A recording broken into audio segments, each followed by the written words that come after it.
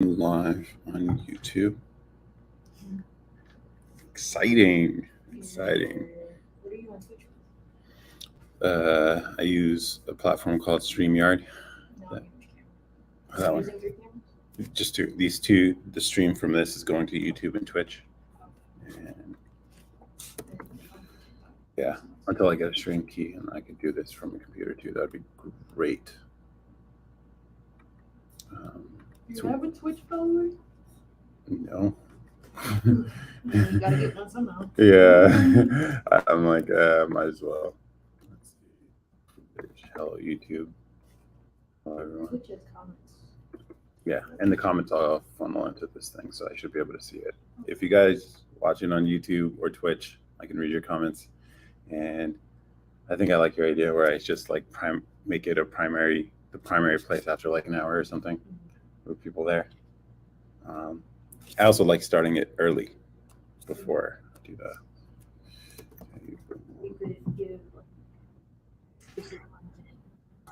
Ooh, we can do spicier stuff on YouTube.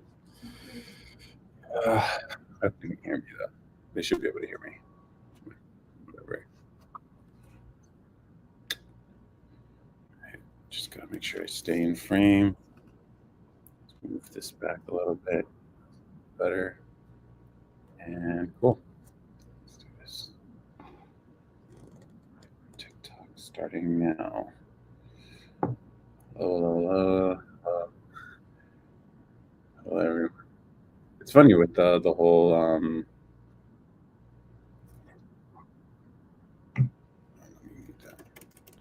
everyone. Hi. How's it going? Ajah P. Casa K. What's up? I know it's been a while, guys.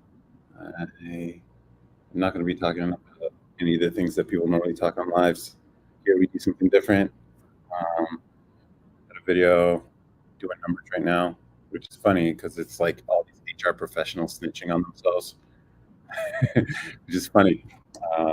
Basically, in the video, I explain how you should be lying in your resume, and it's not something I do, but like if you need a job, man, yeah, you should be fudging numbers. Hey, you, what's going on? How's it going?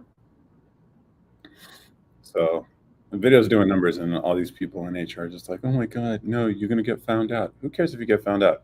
At least it's better than being screened in the first place out of the job before you even get a chance to get paid or get the experience from it.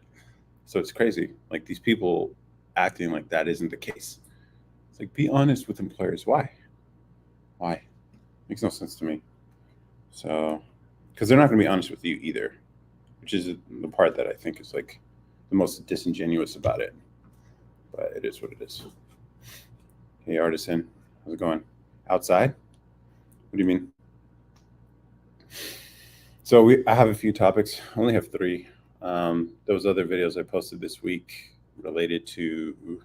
I don't think I can actually bring it up. That's the funny thing because I know it's going to get the live banned. But I thought it was a pretty interesting take. You check out the some of the videos I've posted, and one of them's related to counts. If you guys know what I mean, counts. We've been doing street interviews, and we ask this question to people on the streets, and obviously we get differing opinions depending on the gender or who we're talking to, and it's always interesting having that conversation with people. So let's see. Let's do this. What's going on with you guys though? It's great outside. It's a greeting. Is it? Never heard of that greeting before. Yeah, so the topics we have, I really want to get into the whole resume thing because, like, man, people who work in HR departments, I think, have a little too much power and think of themselves as too important.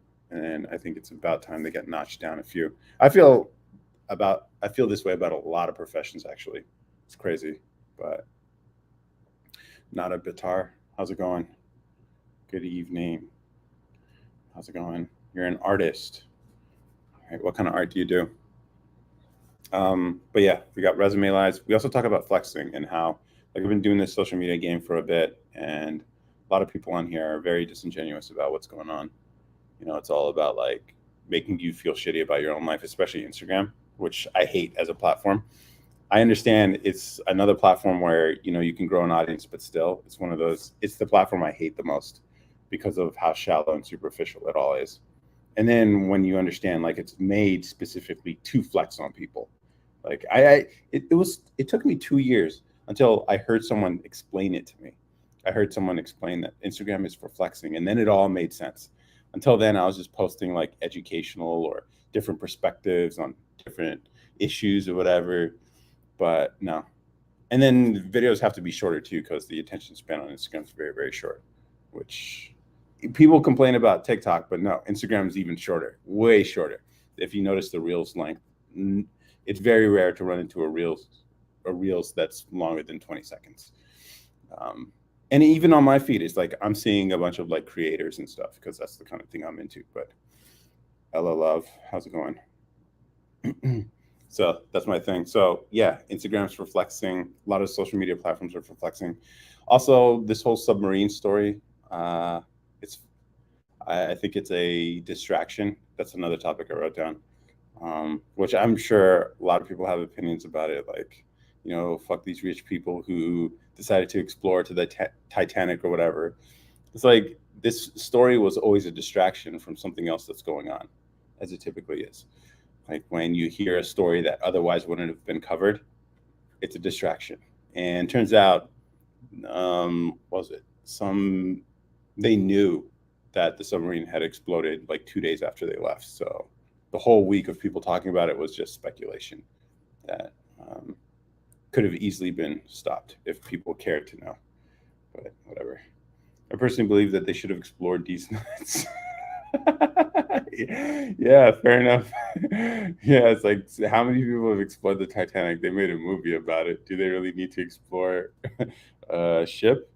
And what are you going to see underwater? That's the thing. Like, isn't it going to be covered in dirt? So then you got to like agitate the water or something? I don't understand. Like, but I do see the appeal because like Elon Musk is trying to explore up, right? But we never explored down. So what if we explored down too? And down is a lot safer, I think, than up. Up is hard. Going into space is hard, but going down is just maybe you need a slightly better submarine than what they used, but who knows? Are you Bangladeshi? No, I'm not. Oh, okay. Heather, cute. Thank you. Would you get on for free? I don't know. Here's the thing. I have an engineering background, so I would, if they start controlling, if they were controlling the submarine with a PS2, PS3 controller, I'd be like, all right, what's going on here? I could probably. Here's the thing. I used to work for the U.S. Navy's nuclear fleet, so submarines and aircraft carriers, and so I am familiar with submarines. So if you guys have any questions about submarines, I can answer some questions. And yeah, it's submarines are weird. They're very tiny spaces, very, very tiny.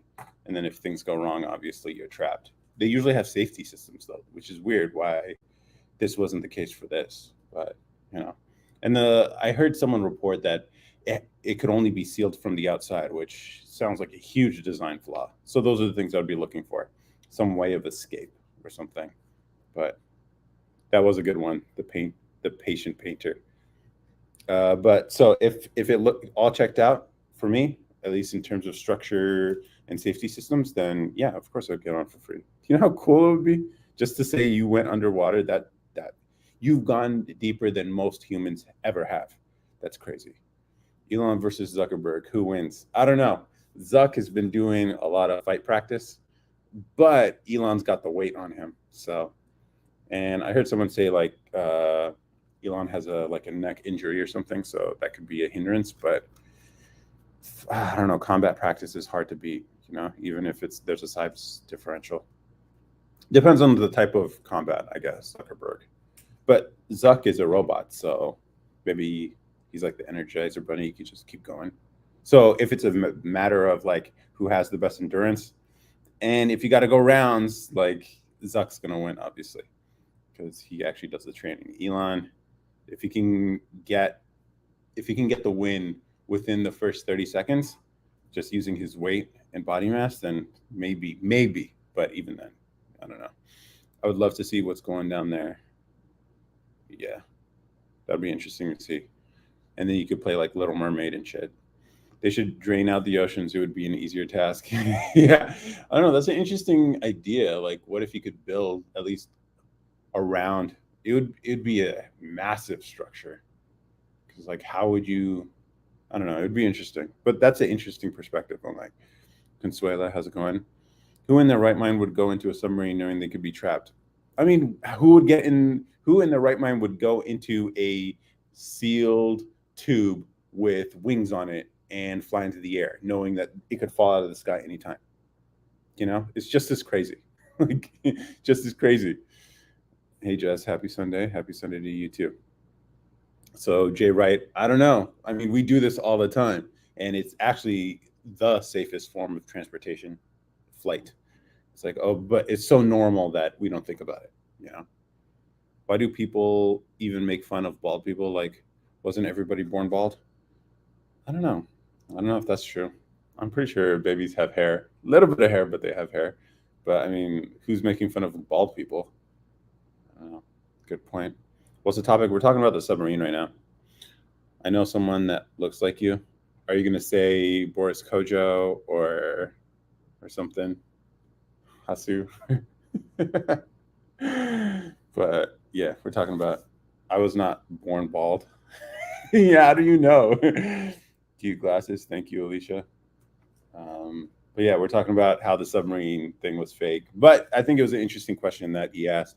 Like, if you had a free ride to go in the submarine, would you? Would you get in for free? Cute glasses. None of those people. Okay. Hey, Weaver Cam. How's it going? Yeah. So I have a few topics prepared. We're talking about the submarine right now, but if you check out this page, I post random videos. This is a podcast page. We talk about anything and everything, but no politics. Here on the live, I relax the politics rule, but even then, some people just can't stand it, which I get it. I mean, like, politics is pretty destructive for the mind.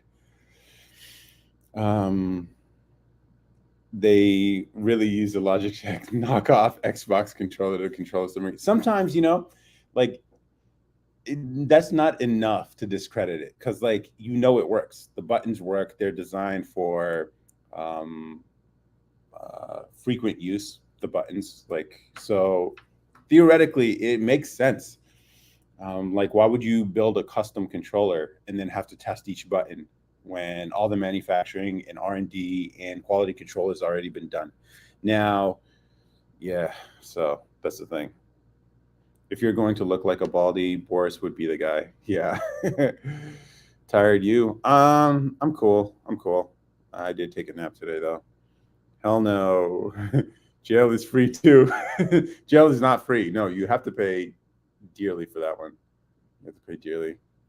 You pay your freedom.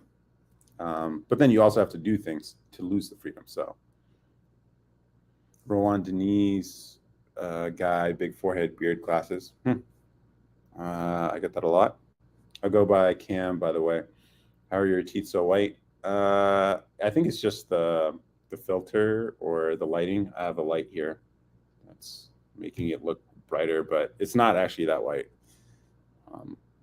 Wait, they use a controller? Oh, hell no. They should have synced. Nah, don't say that. Come on, man. Come on.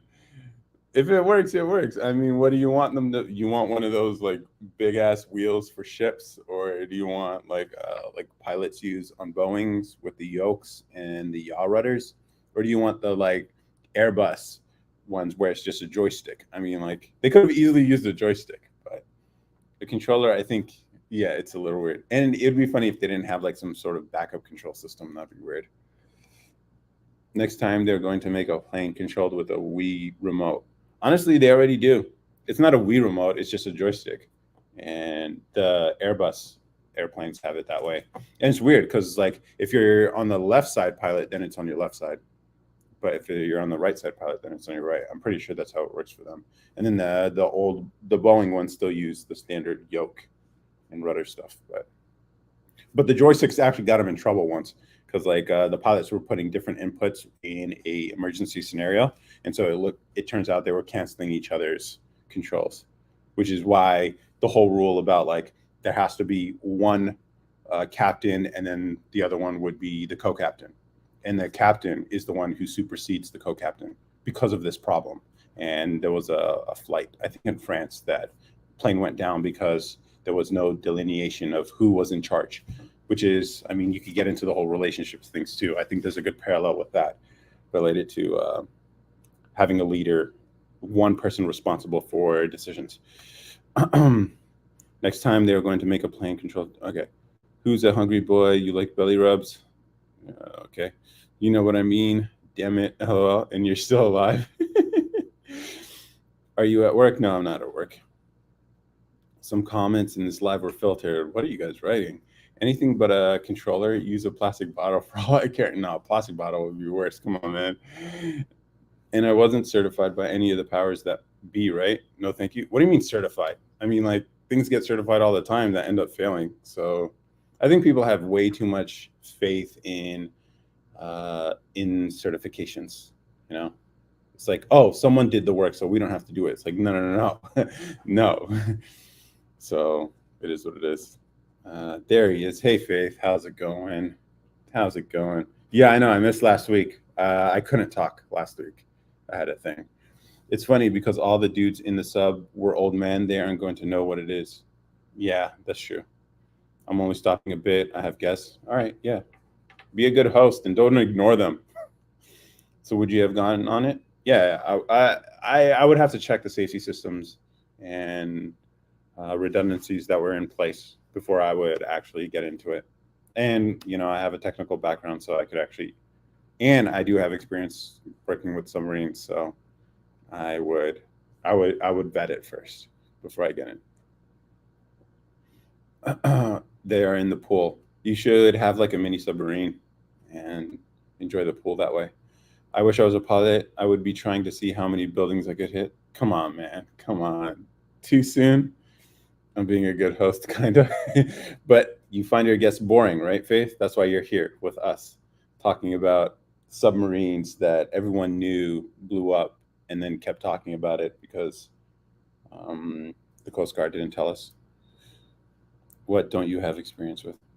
All right, my bad. No worries, man. I like the edginess, not going to lie. You bringing some fire comments here. My guests are hella boring and I'm done peopling. I never heard that term before. Peopling. Yeah. It's more interesting here, isn't it, Faith? It's more interesting here. Yeah, no problem, patient painter. Game recognized game, bruh. That's how it goes. So yeah. And then later we find out that they knew the submarine had sunk like 2 days after they went out, in which case all the discussion people were having was about something that had already happened. Like, oh my God, they're going to run out of air. It's like they heard the explosion already, but they held off on telling everyone so we could talk about it for a week. And it's just like, how do people not know this is a distraction? I don't know. It's crazy. This happens all the time. I would lay on top of it like a crazy woman so y'all couldn't go. So the question, couldn't they have like a backup submarine on a submarine if it's large enough? It's a tiny submarine. That's the thing. Like when vehicles are smaller, like I think PJs have issues with this too. But like backup systems make sense for a larger system. But if it's funny that they didn't have like a ballast tank or something. I'm sure they did. I'm sure there were safety things that they're just not mentioning. Calling it a submarine is gerish? No, I don't think so. It is absolutely a submarine. Like, does it go underwater in depth? Yeah, it's a submarine. Now, could you say it's as safe as a typical submarine? Probably not. But I mean, I've been in a submarine before, like legit Navy, at least the test one, and they're tiny in there, not a lot of room, and the amount of safety that goes into those things is kind of insane. And then you have to fit it all in there, but still give people room to actually ride in it. So it's a complicated thing. No, generally not in this instance. Calling it a submarine is generous. I could have swam down there, but I was busy. Nah, dude, you must have been You must have been panicking. Nah. Well, that's the thing. Like when I was in a submarine, I kept hitting my head on the ceiling because I'm literally too tall. Too tall. It turns out there's height requirements for submarines too, not only for fighter jets, because I'm also too tall for that, but I'm also too tall for a submarine. I kept hitting the hard hat on the ceiling. Do they have YouTube on the submarine? Um, they do have satellite connection if they come near the surface, but water is a pretty good insulator for radiation or electromagnetic waves. So any signals, they would have to come near the surface for that. I don't know if they would have YouTube, but I think they do have internet connection now. Like I know, like one submariner got in trouble for taking a picture. I don't know if he actually sent it from the submarine, but he did get in trouble for taking a picture of his workstation on the submarine, and that's a big no-no. You don't do that. You don't do that. Which we can get into the whole process of handling classified information, which that was like you don't take a picture of your workspace on a submarine and then post it on social media. That'll get you dishonorably discharged probably. Is that where the hair went? What do you mean? My beard? What's the height? Definitely under 6. You got to be under 6. Otherwise, you're going to be hitting your head all over the place. Like also fighter pilots, fighter jets, you have to be under 6. I think it's even shorter than that. I don't know what the exact. I think it depends on plane, which planes, and but fighter jets specifically are made for a certain body type. So smaller, better is better. He went to the Trump School of Secrecy. Well, I mean, that's the thing. Like, I don't know. Do you really want to get into that? That's politics, Faith. And I know how you feel about politics. We could talk about it. I have my opinions because I did have security clearance once. And I can tell you the whole process of handling that stuff and why. Like what he's doing may or may not be a violation and what other people have done, whatever. Oh, I mean, it's just fact. I'm just saying, you want to get into the politics because I think you got some of this stuff wrong, but it's okay. I don't know. I wonder if do you have any experience dealing with classified information? I had crab legs. That shit was scary. I also had security clearance somewhere. Okay, so like, yeah, it's weird. Yeah, I think the president has certain powers that the rest of us don't, and he exercised them. Hey, can I join you for 1 minute? I don't know. I gotta kind of. I don't know. That's the thing. Probably not right now. Do you have an opinion on like? How about next week? How about next week? No politics? I don't know. Like, that's the thing. Let me think about it. Let me think about it.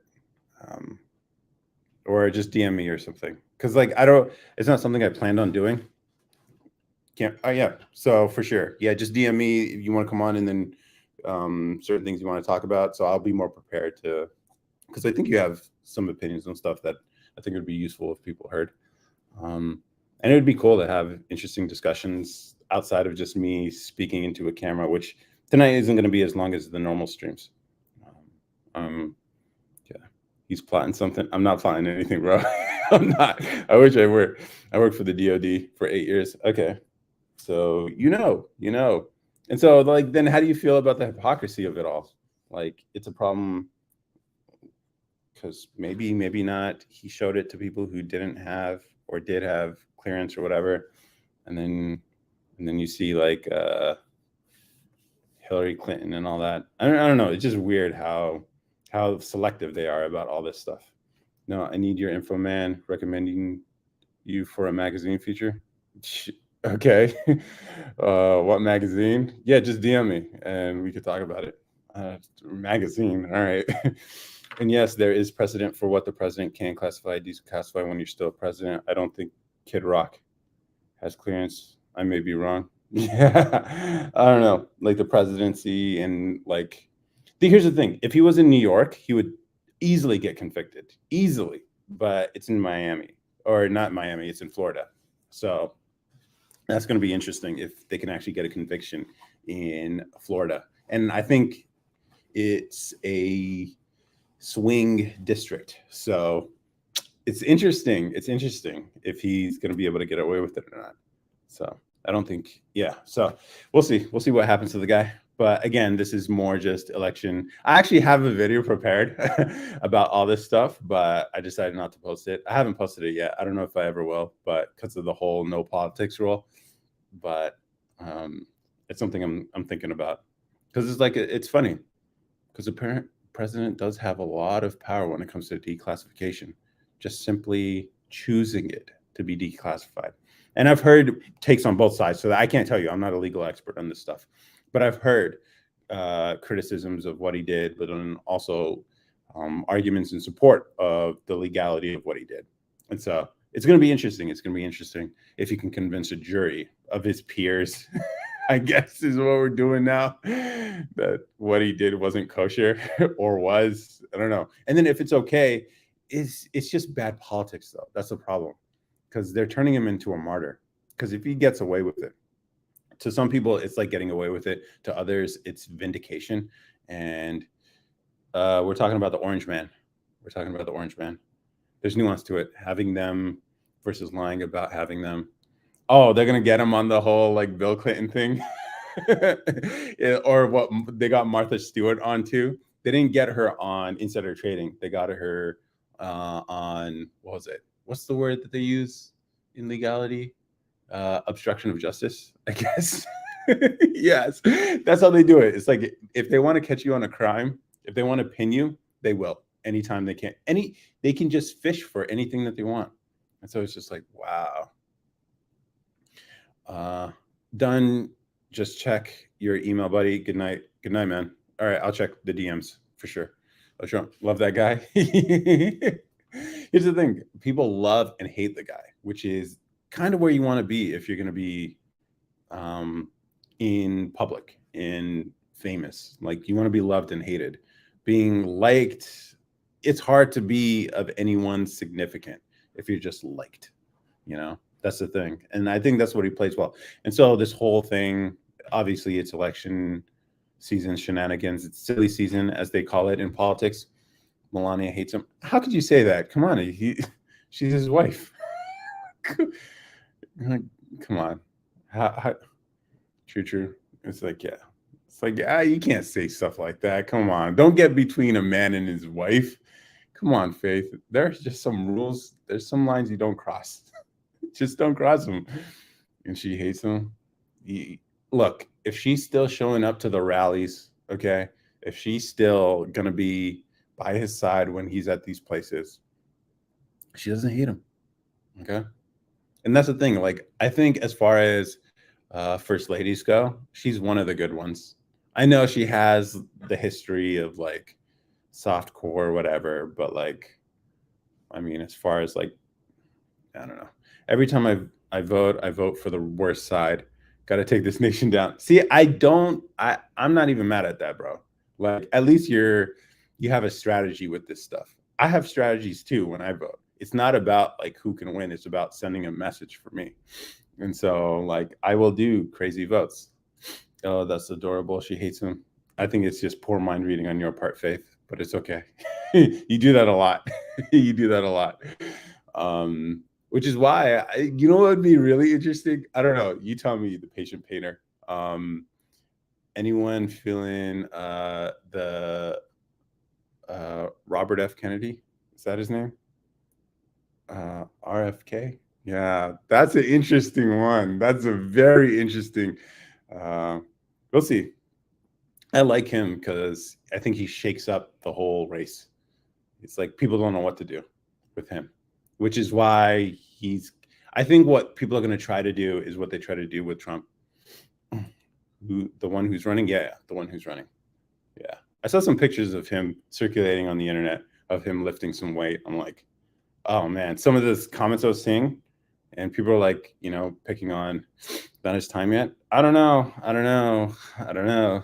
It's like if Democrats wanted, here's the thing. I don't like giving advice to either party because Democrats do this all the time, but they're like, you know, if Republicans want to win, they should run somebody who's like more left. And it's like, does that mean you would vote for them? And the answer is always no, in which case it means jack shit, you know? John F. Kennedy, the one that got sniped in the back of the head in 1940 or something? No, I think it's like his nephew or something, Robert F. Kennedy. And yo, if you listen to the podcast, the Joe Rogan podcast with this interview, he's like talking about how, yeah, the CIA killed my uncle and everything. And it was just like, yeah, I definitely we gotta take these guys down. And I was just like, yo, this guy, it would be dope if he won because it would just be hilarious. At least the entertainment value of him going after the intelligence agencies that screwed his family over, you know? If that's even what happened. See, that's the thing. I can't. It's all just funny to me. So the most entertaining outcome, I think, is the best one. If you were a Kennedy, would you ever want to run for president? Hard pass. That's crazy. Yeah, I don't know. It'd be entertaining as fuck. That's the thing. You can say what you want about Trump, but like he was entertaining as hell. Entertaining, super entertaining. JFK was 1963. Yeah, but his nephew. That's the thing. I think it's his nephew. I don't know. Someone fact check me. It'd be dope if I had some fact checkers here. Just tell me, if you were Kennedy, would you ever want to run for president? I don't know.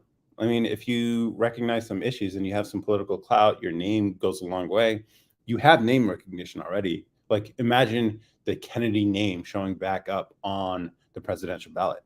Like, come on. The hardest part about this whole politics game is just name recognition, getting people to know your name, which is why Trump, I think, had an advantage with this all, because he's always been in the limelight, and then he had his show and all that, and so he had a reputation already, and so just people knowing your name is enough for people to just select it because it's recognizable. They're lucky I'm not in that office. Those nuclear launch codes would be in my phone notes. Yeah, that's the thing when it comes to the whole declassified information stuff, whatever. If the president wants to like tweet it to the world, he could, and nobody can stop him. And that's the amazing power of declassification that the president has, which I think is crazy. It's interesting. It's very, very interesting. But we'll see. It's all politics, and it's still a year and a half away, and it's summer, and always there's all this drama that comes out in the summer before the year before the election because it's silly season. It's what ramps people up, gets them agitated, ready to be emotional about all this stuff. And so, you see, if you've seen enough of these cycles, you realize, okay, this is just happening all over again. It's not something to be worried about. It is what it is. Yes, a president can declassify when they're president. True. But is it an act of declassification when you take it home? That's the question. When you took it home as president, which that's the question. We'll see what a jury thinks in Florida, and then that will set precedent. But then you also got to think. It's like, okay, what about Delaware? Joe Biden, when he was vice president, there are documents. Like, is it okay now? That's the thing. It's like this is why it's so stupid. Because it's like, if they successfully convict Trump on this, then every president has to worry about this being in their past. Everyone. And so that means it could touch Obama, it could touch Biden, definitely, Hillary Clinton for sure, Bill Clinton possibly. Like, there's a reason why we don't do this. There's a reason why you don't go after your ex-presidents, because it kind of fucks up the whole game for everybody else. And so we'll see.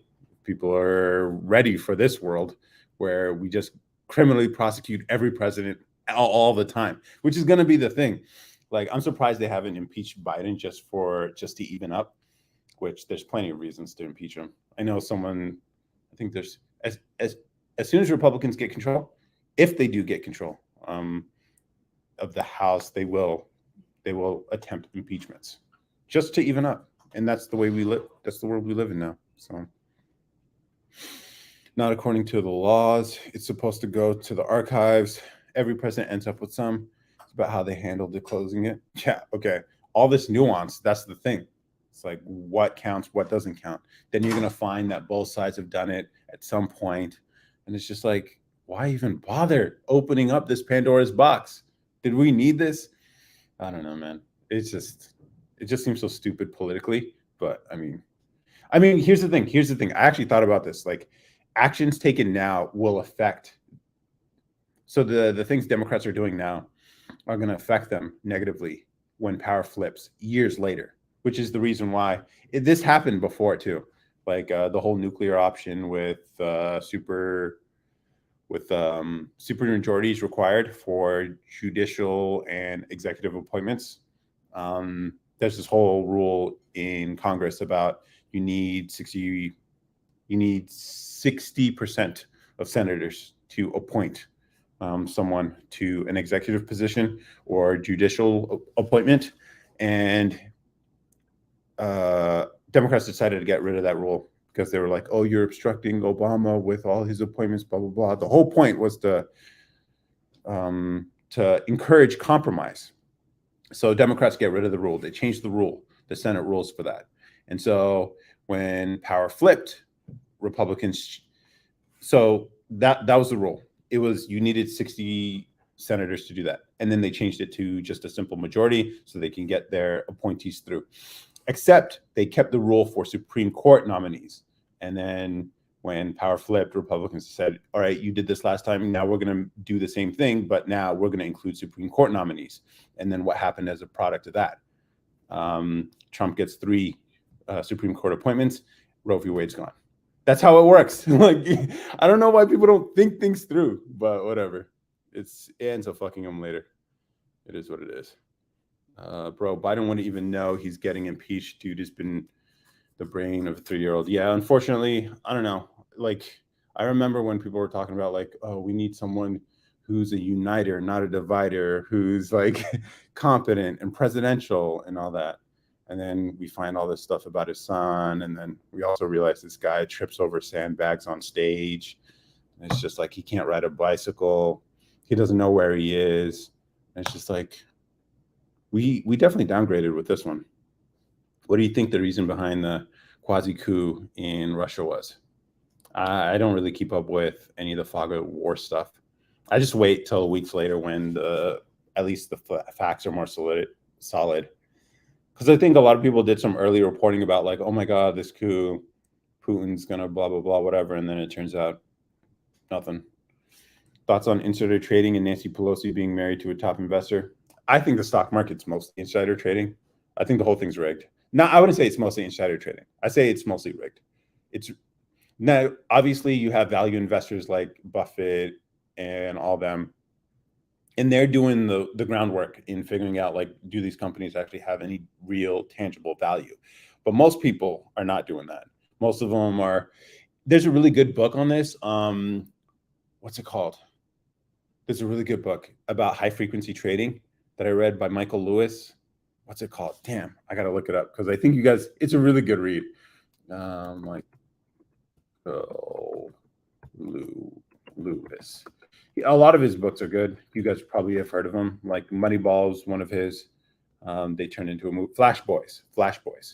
It's a really good one where these investment bankers and hedge funds invested so much money in speeding up how quickly information traveled between markets, between exchanges.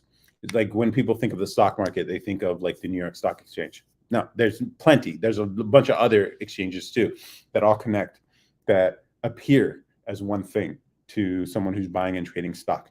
And it turns out there's an advantage, there's a delay in how fast information travels between these exchanges.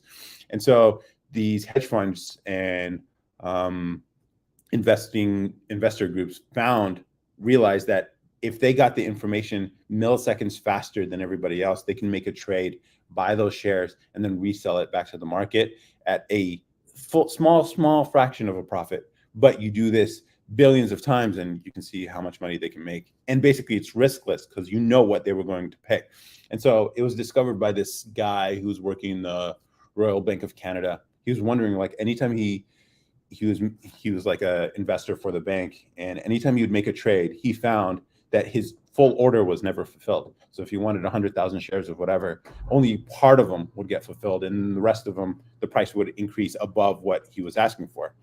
And so, yeah, so he discovers like, what the hell's going on? It's almost like they know what I'm going to pay, and then they raise the price. And then it turns out like these investors or these hedge funds they were front running, is what they call it, where they actually saw his order at one exchange and then were able to beat him to another exchange, buy those shares, and then sell it back to him at a small profit.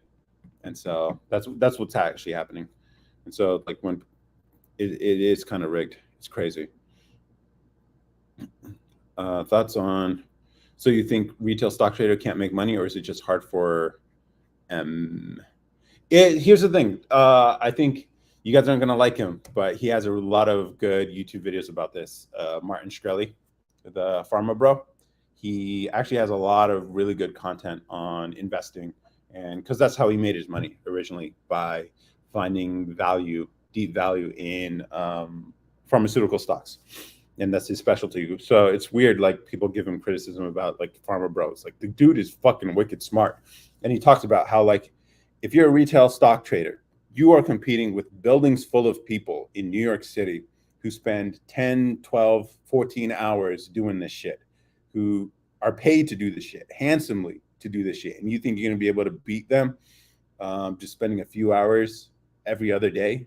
Like you're playing a game that honestly, you don't have the resources or manpower to compete with. So that's the problem with that.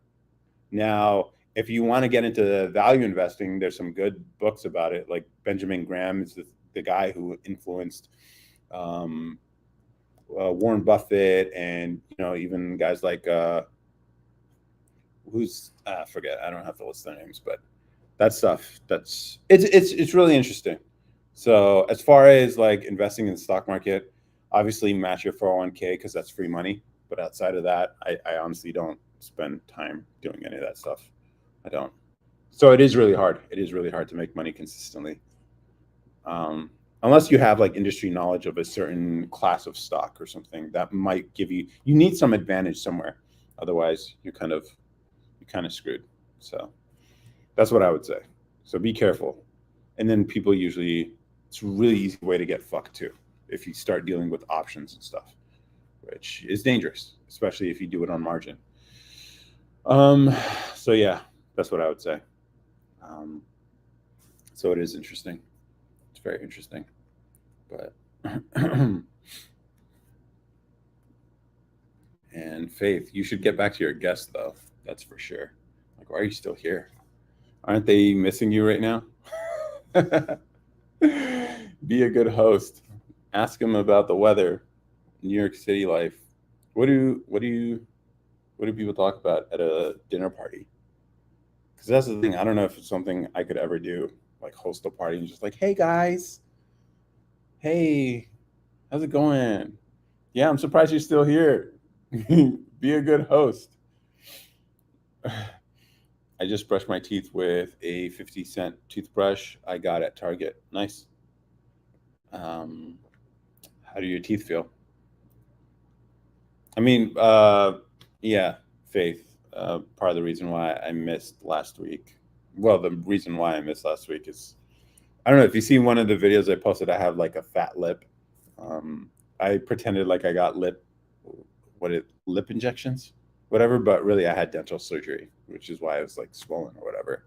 Even now, it's a little bit swollen, but you can't really see it. But I was like, you know what? What kind of content could I make with this lip? Because everything for content, right? Everything for content. So I made that video.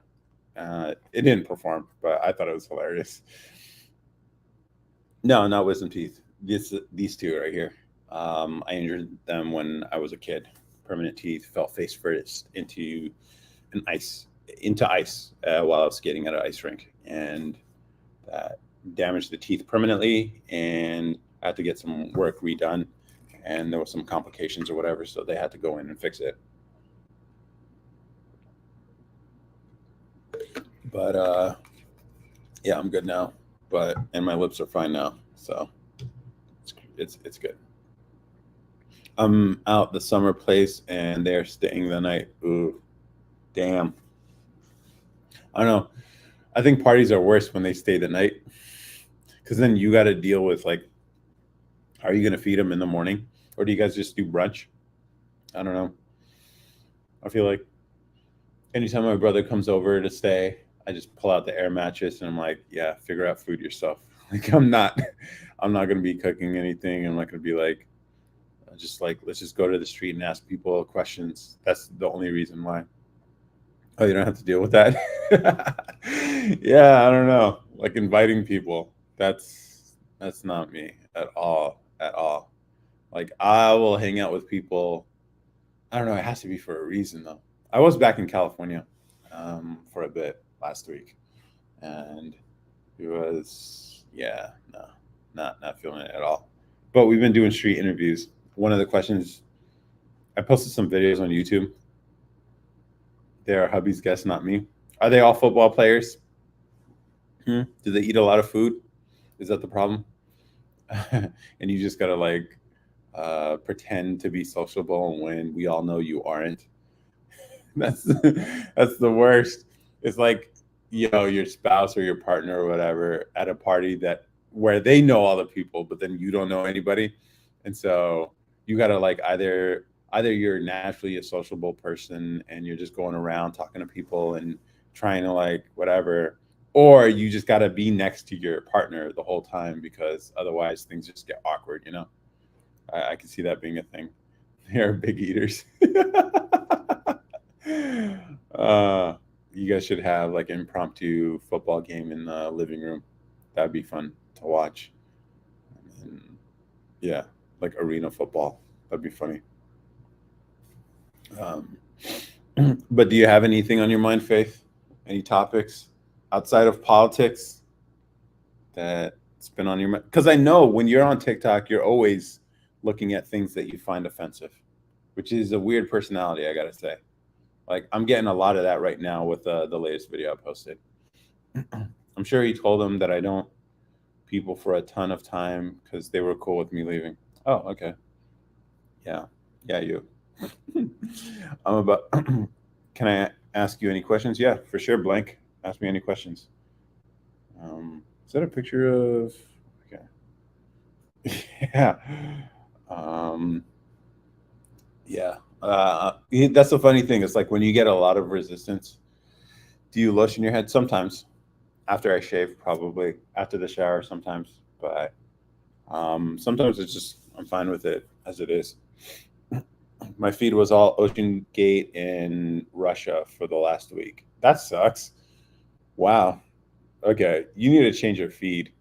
Someone came up with this idea of like, what if you can share your algorithm with other people, just as a way to see their because like we actually had a software developer friend of ours come on the podcast once, and we were talking about how social media is a reflection of you, like what you like and the things that you're into and what your personality is drawn to is shown to you on social media.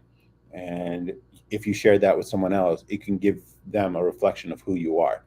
Same way, like how the types of TV shows and movies that are your favorite are ones that have characters that you identify with personally.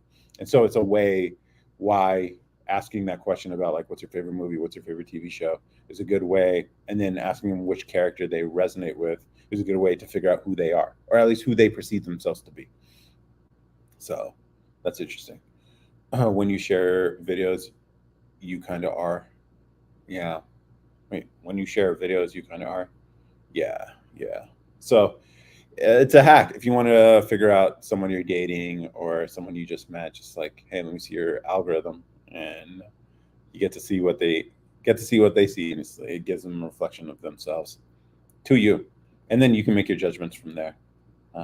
So, like, if you saw my social media feed, you're gonna see on Instagram, you're gonna see a lot about music production and video production because I'm learning this. This whole social media stuff is new for me. Making content, editing, all this stuff, making music for the edits, all that. So that's what I do, and that's what you're gonna see on Instagram. TikTok, you'll see the same thing, but more like business related stuff. And then those are the only. And then Twitter, you see a bunch of like money Twitter people. I follow that. Twitter's weird. Twitter's weird. Yes, I agree. Fight Prime Mike Tyson for 10 mil or marry Kim K for a year? Oh, that's an interesting question. Do I have to win versus Mike Tyson for 10 mil. If I don't have to win, then I could easily just take a few punches here or there, tap out, call it a day, take 10 mil. Because I don't, Kim K is not my type. Um, so that seems like an easy question, honestly. So I think you have to reframe that question blank to make it a little better. I smiled at a girl at Wendy's and she gave me a free Frosty. Ah, I like the puns in there for sure. Have you guys seen the show called Jury Duty? I've been watching it now. I thought it was stupid when it first came on the Amazon Prime feed, but then I just gave it a chance now, and I'm like, yo, that shit's actually fucking funny. It's actually really funny, and I'm wondering like how authentic it actually is. The Kim K offer is also for 10 mil. Yeah, but I'd have to. Here's the thing: the Kardashians are dangerous for your mind. Every black man who's ever been involved with them ends up broken mentally in some significant way. Like, nah, like either you're going to be physic. Here's the thing: you can recover from a concussion with Mike Tyson. You can't recover from psychological damage imposed on you by the Kardashian family, and you're going to be exposed to it for a year. No, you're broken after that. You're broken after that. I hate that IG has more than I want to see now. Like what? What do you mean more than you want to see? Transform agency, how's it going? No, you don't have to win. Just get in the ring. Oh yeah, that's an easy one for me. Oh, what about her? Isn't your type? Um, like the fakeness of it all. I'm not into the whole BBL stuff. I'm not into the whole uh, surgery stuff at all. The lip fillers, the plastic surgery on the face. You see her face changes over the years, and that's because beauty standards change. Same thing happens with J Lo. If you've seen images of her back in the early '90s all the way through now, they've changed a lot, and it's because they are going under the knife. I don't like the fake stuff. I'd marry Kim K so that I can spend her money that year and then collect my 10 mil after. But what if you end up a broken man after? That's the problem. You're going to end up a broken man. Then what? Was it worth it? I don't think so. I don't think so. To have your sanity at the end of a year with the Kardashian family is a stretch. Is a stretch. So I don't know. And then you got to spend it like in the ring with Mike Tyson, 30 seconds. That's it. You can't survive for 30 seconds. It's like one punch. Yeah, okay. You got to be careful. Kim K can't break me. I'm too strong. I don't have to live with her. No, dude. It's not even her. It's everything that comes with being with her. That's the thing. Like all the fame, all the attention. Like I don't think people understand like all the hate you'll get. You have no idea. You have no idea. I get a taste of it doing this social media stuff. Like I just posted a video that's doing numbers now where I talk about how you should lie on your resume because people don't check. You can basically make up a lot of things and they're not going to verify after your first job out of college, whatever. And now I'm getting all this hate from like HR people, just like, oh yeah, we verify, we check. I'm like, man, people cannot, yo, I don't know. It's just weird. But I'm just saying that stuff. If you don't have any practice and then you start getting all this hate and attention and paparazzi all the time, no privacy. Everything that you do is critical. You're going to be in the tabloids. People are going to be making fun of you. It's like, how is he with her? Like all this stuff. And then you're ready for that. And then on top of that, dealing with the Kardashian family, hell no. Most people can't do it.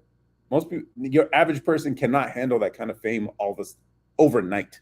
Overnight, you need to work your way to there. And even then, like there are plenty of people who have been in the limelight before, like Lamar Odom, Kanye, all her other exes, whatever. They are famous people, and yet, yeah, it was too much, and they end up broken people. I don't think you're. I think you're underestimating how traumatic that experience could be. No, I don't want Mike to bite my ear. You can build a new ear, so no worries, no worries. Free publicity, I'll take it. Sure. As long as you have a strategy for it, I guess if you plan it better, you could do that. So that's cool. Um, congrats on coming out. We support you. Uh, Blow your girl's back out. Nice. Just going around. Let's see. Just going around smashing bad bitches and getting paper. I like the subtitle there for sure. Um, but your trolling's got to be a little better. But I appreciate you, bro. I appreciate you. So handsome. Yeah. So it's interesting. I don't know. How do you guys feel about lying on your resume? Yay or nay? Do you do it or not? I've been too truthful in on my resume and in my interviews. And I know it's been the reason why I've been screened early, even though you could probably do the job. And here's the thing: I think a lot of people in that video was missing the point I was making, where I'm like, you can lie on your resume, but you have to still be able to do the job, which I mentioned in passing. I didn't make it a strong point, but the way I structured the video, people are going to hear what they want to hear, and I'm okay with that. But the whole point is like, look, if a job is requiring 3 years of experience and you only have a little over a year, say you got 3 years, no one's gonna fucking check. Like, or like if you got a bachelor's of arts in something, change it to a bachelor's of science. No one's gonna check. No one's gonna check, and it sounds better. Like, I don't know. If you're desperate for a job, I mean, I'm not gonna give anyone shit about putting some misleading things on their resume, you know. But it's weird. It's like all these HR people. I swear to God, HR is the worst. HR is the fucking worst. I'd lie on my resume. Why not? Yeah. I mean, that's the thing. Like, the only thing that would keep you from lying on your resume is if you have some sort of moral code or you're serving something. Otherwise, like, there's really no materialistic reason why you shouldn't. Hey, doctor, Robert Sterling. Yeah, I thought it was kind of messed up how they treated the guy. What forced him to sell the Clippers? If that's the guy, I think it is, right?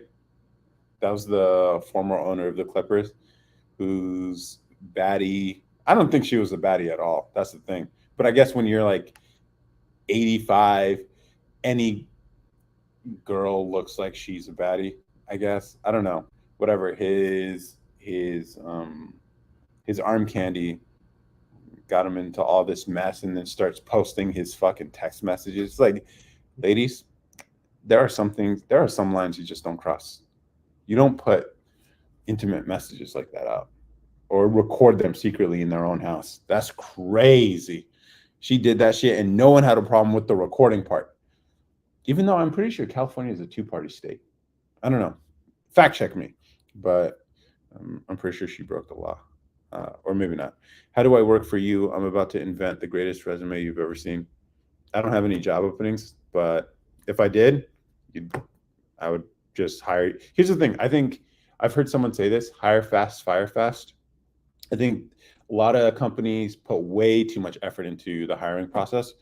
Like the way I see it too, as far as this resume thing goes, um, like they spend so much time and effort screening so many resumes. That's and costs. It costs them money to actually do all that. It's like tens of thousands of dollars to get it, narrow it down to a handful of people, and then finally they give it to the offer to one person, right?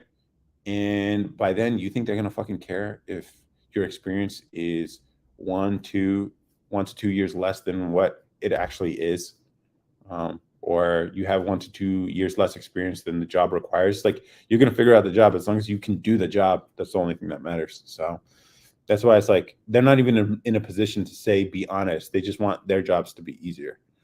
Do you like YB, the rapper? I'm not familiar with him, much of his stuff. Hey there, Sebesa. What was your name again? Could you put it in the chat? Because I remember you being here before. He got what he deserves. He said it. Give me a job and I'll do it, and I'll perfect it. If I had a job to give you, I'd give it to you, bro. Let's go, champ. All right, Saba. Thank you. Let's see. What's good, bro? Jose? What's up, man? How's it going? How you doing, man? From Guatemala. That's the Guatemalan flag, guys, not the Argentinian one. I do remember you, man. It's me, Rappaport, bro. Yeah, I don't know what the hell happened to Rappaport. He was cool at one point, and then he just got fucking weird. I think it was Trump maybe that fucked him up. After Trump, so many people got broke. So many people, funny people, entertaining people got broken. It's crazy. He hard. I think I remember one song back in the day that I listened to that got blown up. Where's Nikita? I don't know where she is. Did you DM her? I think everybody wants to know, Jose. Did you slide in her DMs? Make a job for me. I'll do anything. I'll try, bro. I'll try. You down with Rappaport, bro? Not anymore. I think he and was it Barstool who had some beef? Oh yeah, with El Presidente, right? That was weird. That was really weird. It's me, but okay, bro. Bad vibes though. I don't know. Like, I always thought it'd be cool, like if I got this podcast on the Barstool Network. Now I don't think I could do it. Like, I think Penn, the parent company for Barstool now, uh, is shying away from edgy stuff, which is a shame because it's like the energy was nice. The energy was nice. Uh, Definitely didn't. I'm surprised TikTok didn't flag you for what you called her. Yeah, stop, bro. Click my profile. Let's see. Michael Rappaport.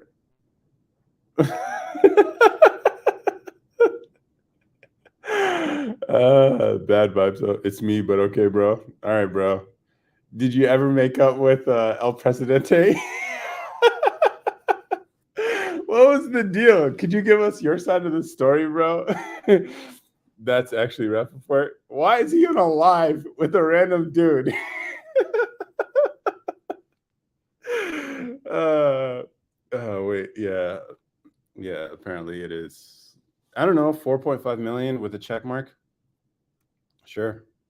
I'm curious, like, well, what actually happened? Because like everyone heard Portnoy's side, so but it is what it is. Go live, bro. Yeah, I know. Go live, man. People would love to see you here. Michael, I love you. Are you single? All right, guys. Come on. You guys can't be riding his dick that hard. Stop. uh are you still do you still do your rants? I remember that being a thing once, but um yeah, I'm doing spins on it. I don't care. Stop, guys. Stop. No, this is not a strip club. Please. This is funny. Yo, I did not expect this today. I actually wanted to end early too. I was just doing this for the habit, but whatever. How's it going, Seba, though? Is he okay after what KD did to his career? What did KD do? Did he just tell him off or something? Here's the thing. I don't understand. Like these athletes, like I always hear like KD, like with shadow accounts or whatever, or like burner accounts, trying to like defend his name or whatever. I don't see the point of it. Just like buried him. See, that's the thing. Anytime people talk about like, ooh, this guy like buried him, this guy smacked him, whatever, and it's just a bunch of tweets or it's like a video response to whatever. I'm just like, people have really abused these words, like smackdown, whatever. It's just like, no, it's just it was a rebuttal on social media, which people are going to forget eventually. So, what's the point? KD buried him. Are we talking about Kevin Durant here? Oh man, he left. By the way, guys, don't worry, he's gone. Fucking Michael Rappaport. Yeah, that's funny. Nah, bro. KD brought Rappaport's wife into it. What the fuck? Come on, man. You can't talk about a guy's wife. Come on, that's like off limits, bro. That's the thing. Like, I would take it personally too. If he's talking about my wife, man, don't talk about my wife. Here's the thing: you can shit on me all you want, but you just don't go after the wife and the kids who aren't in this space, man. Unless his wife is like a comedian or in entertainment too, in which case then she kind of invites it. I feel like there's this dividing line between people who decide to be public and people who don't. And if you're not, then you should be protected from the people who are. Because the people who are have built a tolerance for this stuff. Like I have a tolerance for this stuff. So like all the hate I'm getting on this one video that's doing numbers now, I'm like, yeah, whatever. It just rolls off the shoulders. I don't even care. I just reply with witty comebacks. But like, if you're not in this space, then you should have some insulation because you don't have the practice of dealing with all this stuff. And so I think, which is why I always hated the Borat movies, because if it's actually real and he's going up to strangers and making them look stupid for entertainment, it's just really fucked up. It's bullying, is what it is. Which is why I don't really fuck with it at all. It was brutal. Yeah, Durant, facts. You're absolutely right, bro. Yeah, but whatever. I mean, I hold myself to, I don't know. There's just some things. There's, if you're in the space, you're in the space. If you're not, you're not.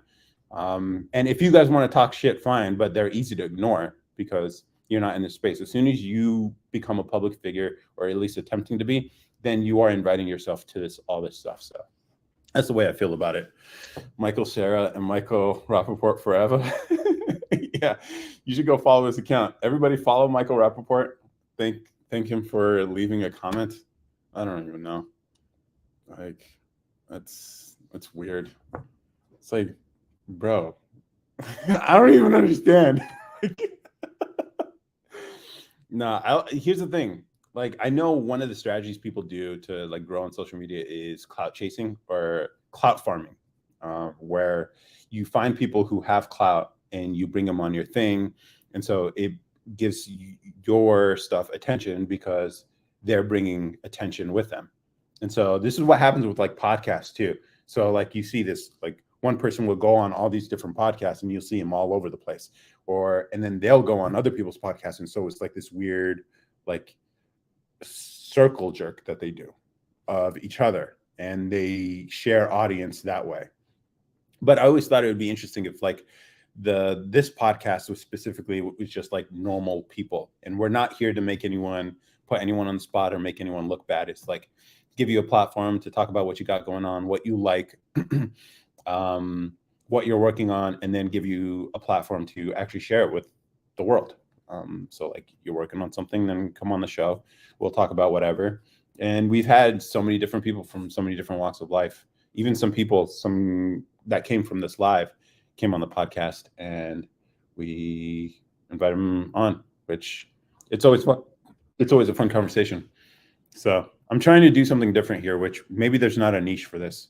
Maybe I'm trying something new, but I give myself 3 years to figure this out.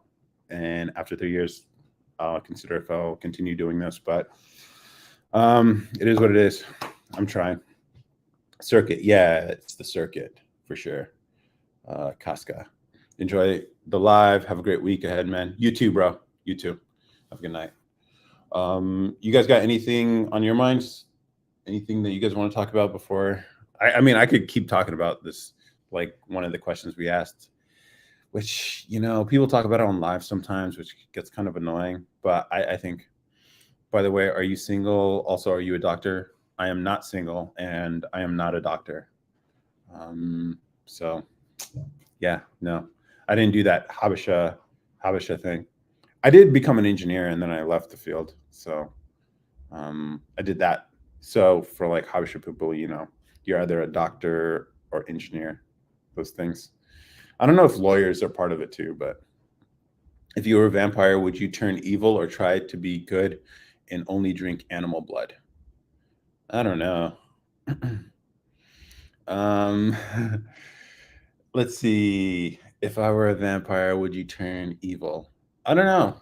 Like, are vampires inherently evil?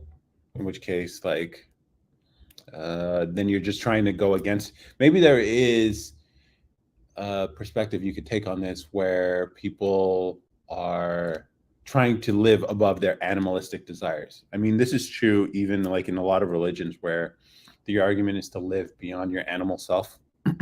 So in a sense, I think I would try to be good, because living as your body wants you to, the way your flesh does, is sort of becoming a slave to your nature. And I'm all about freedom. So that's what I would try to do. Can I be in control of my body? Did you eat some of my Pringles? Yes, I did. Yes, I did. I'm going evil. Good answer. Yeah, I don't know. It's not for everybody. That's the thing. Like, it's a harder path, but I've always taken. I don't know. I naturally try. I see the paths, and I'm like, let me go take the harder one. Let me take the path that isn't that other people haven't taken, or at least in a new way.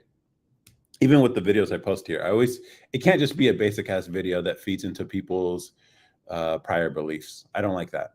Like, I like the videos where I post and I shake the way people think just a little bit. So like this latest video about lying on your resume, I give a perspective, which not something I actually do, but I can also understand if you need a job, sometimes you just gotta like fudge the numbers on your things. Sometimes you just gotta massage the things that you write on a piece of paper. And then also you gotta put a little more effort, which maybe I can make a whole video about that, but like you can be more targeted with your like resume approach and who you're sending it to. But even some of the other videos, like the biggest video I had on this platform was a video about DoorDash, a viral video about a guy who was eating this girl's food, but it turns out it's like I know because I did the job before, so I gave the driver's perspective. So it got people thinking, and then the drivers who've actually done the work, they were in the comments agreeing, and then all the people who just order food and never driven before were disagreeing, and so it had this weird like ubiquity in that people have experienced this on one side or the other, ordering food or delivering food, but then have different perspectives and a lot of conflict. End up getting like 24 million views or something. But it's one of those crazy videos that I did not expect. It's like, yeah, it is what it is. For real, at the end of the day, it only matters how well the work these people produces. Exactly. Like we keep talking about how credentialism, this whole idea of degrees don't matter anymore. You know, bachelor degree doesn't mean shit. It's like, and then all these HR professionals in the comments are like, you know, we double check, we blah blah blah blah blah blah, whatever. And I'm just like, okay. And they're like consequences if you get fired. But then would you have even been a potential candidate if you didn't put that stuff in your resume in the first place? So it's better to have gotten the job and fired than not have gotten the job at all. And this is what they're missing. And so I'm just like, man, these people are missing it completely. And yeah, the work is what matters. And so like if you have the experience, you obviously have to have experience, but like if you have the experience, then just because you don't have the requisite years that the HR professional put on the job posting doesn't mean you can't do the job. And so like yes, you if you fudge the numbers, like when guys on dating apps, they say they're 6 feet even though like they're 5'10". Well, I mean, girls can say they want a guy who's 6 feet, but really most girls can't tell what 6 feet actually looks like. And so 5'10" is actually more than enough for a lot of women. But that number 6 is really important. And so you put that on your dating profile, whatever. I keep trying to date online and I'm so sad it's going nowhere. Also, I'm torn because I'm scared of COVID. I'm scared of mRNA shots, heart effects. I'm living in fear and sadness. I didn't know what I had until it was gone. He's gone now. Oh, so you're the same person as last time, right? My friend's mother, who worked at a company for 12 years without a bad day, got fired for a new graduate. Yeah, that's the thing. Like, man, these employers are not loyal. They're not. They want you as an employee to give them so much effort and gratitude and politeness, but then they're not.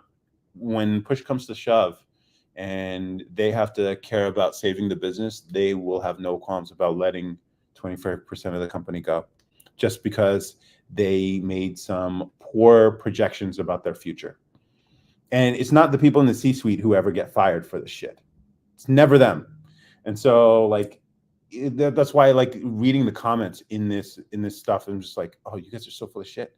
So full of shit. Like they're gonna give you like weeks notice and all that stuff. And just like whatever. Yeah, so you didn't give any advice. Yeah, I can't give you advice on this stuff. Come on. Like the only thing I think everyone in this chat was telling you is like you have to let it go, but it is what it is. So that's that video. I think it's at 60,000 right now. It might be at 70 right now in one day, which is crazy. I don't know. I haven't quite figured out this new TikTok algorithm. Still figuring it out. And when I was editing the video, I figured it might do well. I didn't think it was going to do this well this quickly, but I expect a lot of hate, but it is what it is. It just comes with the territory. And plus, if I can say something spicy, but also true, I think those are the videos that do well. I'm about to turn into a keyboard warrior in that video's comment section because I agree. Yo, you can look at it. Like, it's definitely weird. But I'm doing it too. That's the thing. The way I treat criticism in these comments, I just like laugh and joke with them. So I try to be funny with it. So not only is the video supposed to be somewhat humorous, but the comment sections, my comment sections are always funnier because of the replies I have for them. Honestly, they're my favorite part. Honestly, if it weren't for the comments, I wouldn't be doing any of this. It's hard to stick with this kind of stuff if you don't get like some sort of enjoyment out of it. And my enjoyment is trolling the people in the comments. So if you're like me, blank, yeah, you're gonna enjoy it too. And that's the whole point. Like, what's the point of doing all this content stuff if you're not gonna have fun with it and you're not gonna push a little? You know, I've had this conversation. It's like, why do this? Like, why be controversial? Why all that? It's just like, because anything else would be boring. Okay, anything else would be boring. It's like, where's the color in life anymore? The internet has become boring because people are afraid to speak their minds. And honestly, and here's the thing: like, I know I could get this account flagged and banned anytime. Every video I post is always a possibility of that. Even like the last few months, my account has had an account warning on it. And even then, I'm just like, whatever. If I lose this, I lose this. Man, I'll be fine. I'll figure it. And plus, I've been focusing on YouTube more lately. So that's where my attention's been. I want to get good at long form and figure out the whole thumbnail and retention game. It's the next level.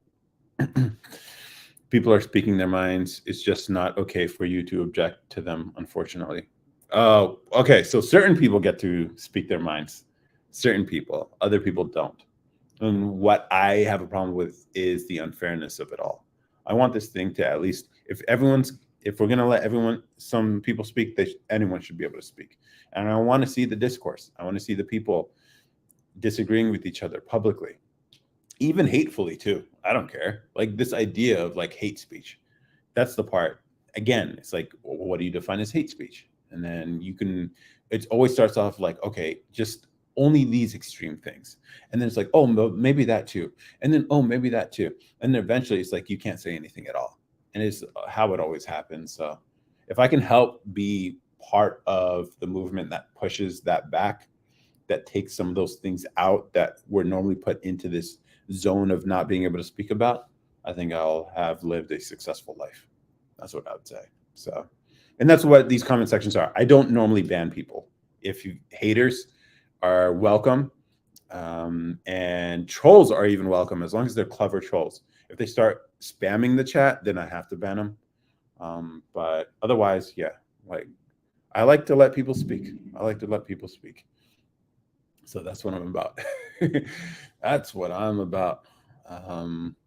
But you had some pretty interesting questions. We have 6 people here. John, Jesus C, EE, and Air Jord. You guys got any questions? Anyone want to talk about spanking?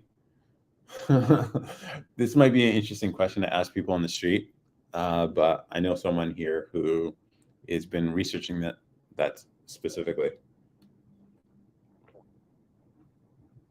You miss your ex? Yeah, it's tough. You're still all right. Let me ask you this, Mav. Do you feel less longing than you did the last few weeks? Or is it all the same? Have you made any progress in feeling less, I guess, for this guy? You know, because like, is it getting better slowly? Because if you still feel the same way you feel, yeah, I don't want to cede your thoughts. So I'm just gonna let you reply first. Miss your ex, my OCD ruined me. Why do things happen that way? Yeah. I do, but then when I'm dating the guys and non-committed or bad, it makes it spiral again. Damn. Is it really that bad out here for women? Is it really that bad out here dating? Like, the guys that you're running into. The funny thing is, like, I'm sure there are plenty of guys who you might consider um, good potential mates if Hinge hasn't been it. Really? Not even Hinge? I feel like it's got to be the better one of the better ones. Um, yeah, I don't know. It's tough, I guess. Yep, I'll get, it's tough out here. I don't know. Like, dating apps, huh? That's tough. But maybe you just need some time alone. Is that what it is, Mev? Maybe you just need to like isolate and because let it get better first before you start jumping in. Because maybe you're trying to fill a hole that doesn't need to be filled. You know, makes me realize how my ex was so great. Oh well, I've never did a dating app. Okay, and he's over there finding the one a month after leaving me. It's been a year and a half after breakup. You need to heal first. Yeah, I'm thinking that too. But here's the thing, like, here's the thing, if he wasn't with somebody, would you feel worse or better than you are right now? Think about that. Because if you would feel better if he didn't have somebody else, maybe it could give you some hope. But on the other hand, maybe it's just the jealousy that's playing a role here. Because you're like, damn, this guy has something that I wish I was a part of. And, you know, but then, because it's weird, like women do have this tendency to want things that other people want, you know? That's why like marketing works well. If they can market as something being popular or exclusive or expensive, then women tend to. This is true for men, but I think it works even more on women. Marketing does work. And then also the jealousy and how you guys always try to like one up each other in subtle ways too, which is weird, but it's what y'all do. So better because I feel like karma is why I'm not finding a good guy, but that's maybe my OCD. I wanted him back before the new girl though. Okay. Sorry, but I'm getting bored. Okay. I mean, you don't have to stay, man. It's all good. Let's see. Uh, yeah, you can leave. I give you permission, bro. You have permission to leave. Grace Lane, how's it going? Uh, your enthusiasm is lacking in this live today, sir.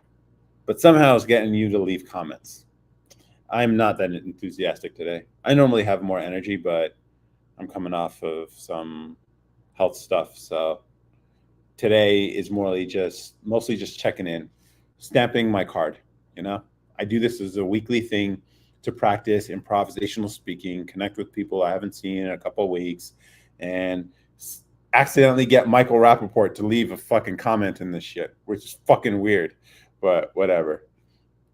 See how I'm clout chasing already?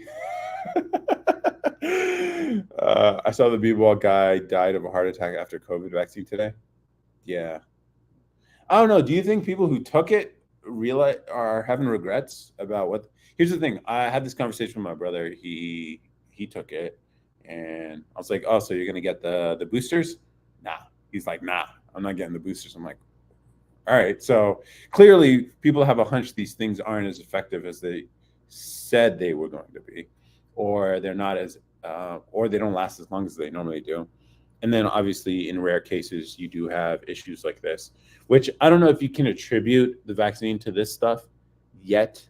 And of course, you know, will you get honest reporting about it? Probably not if it were the case. So there's always going to be this like could have been, but we won't know for sure because no one has an incentive to know for sure. Because who would want to know that? Who would want to know that? Do you think people would want to know if this thing actually does lead to complications, long-term complications in your health? Because it's something they gave to hundreds of millions of people. Like, what we're ready to just like drop this bomb and just like, oh yeah, we might have fucked up everybody. Nobody wants to hear that truth. People who took it don't want to hear it. People who gave it don't want to hear it. The people in government who mandated it don't want to hear this.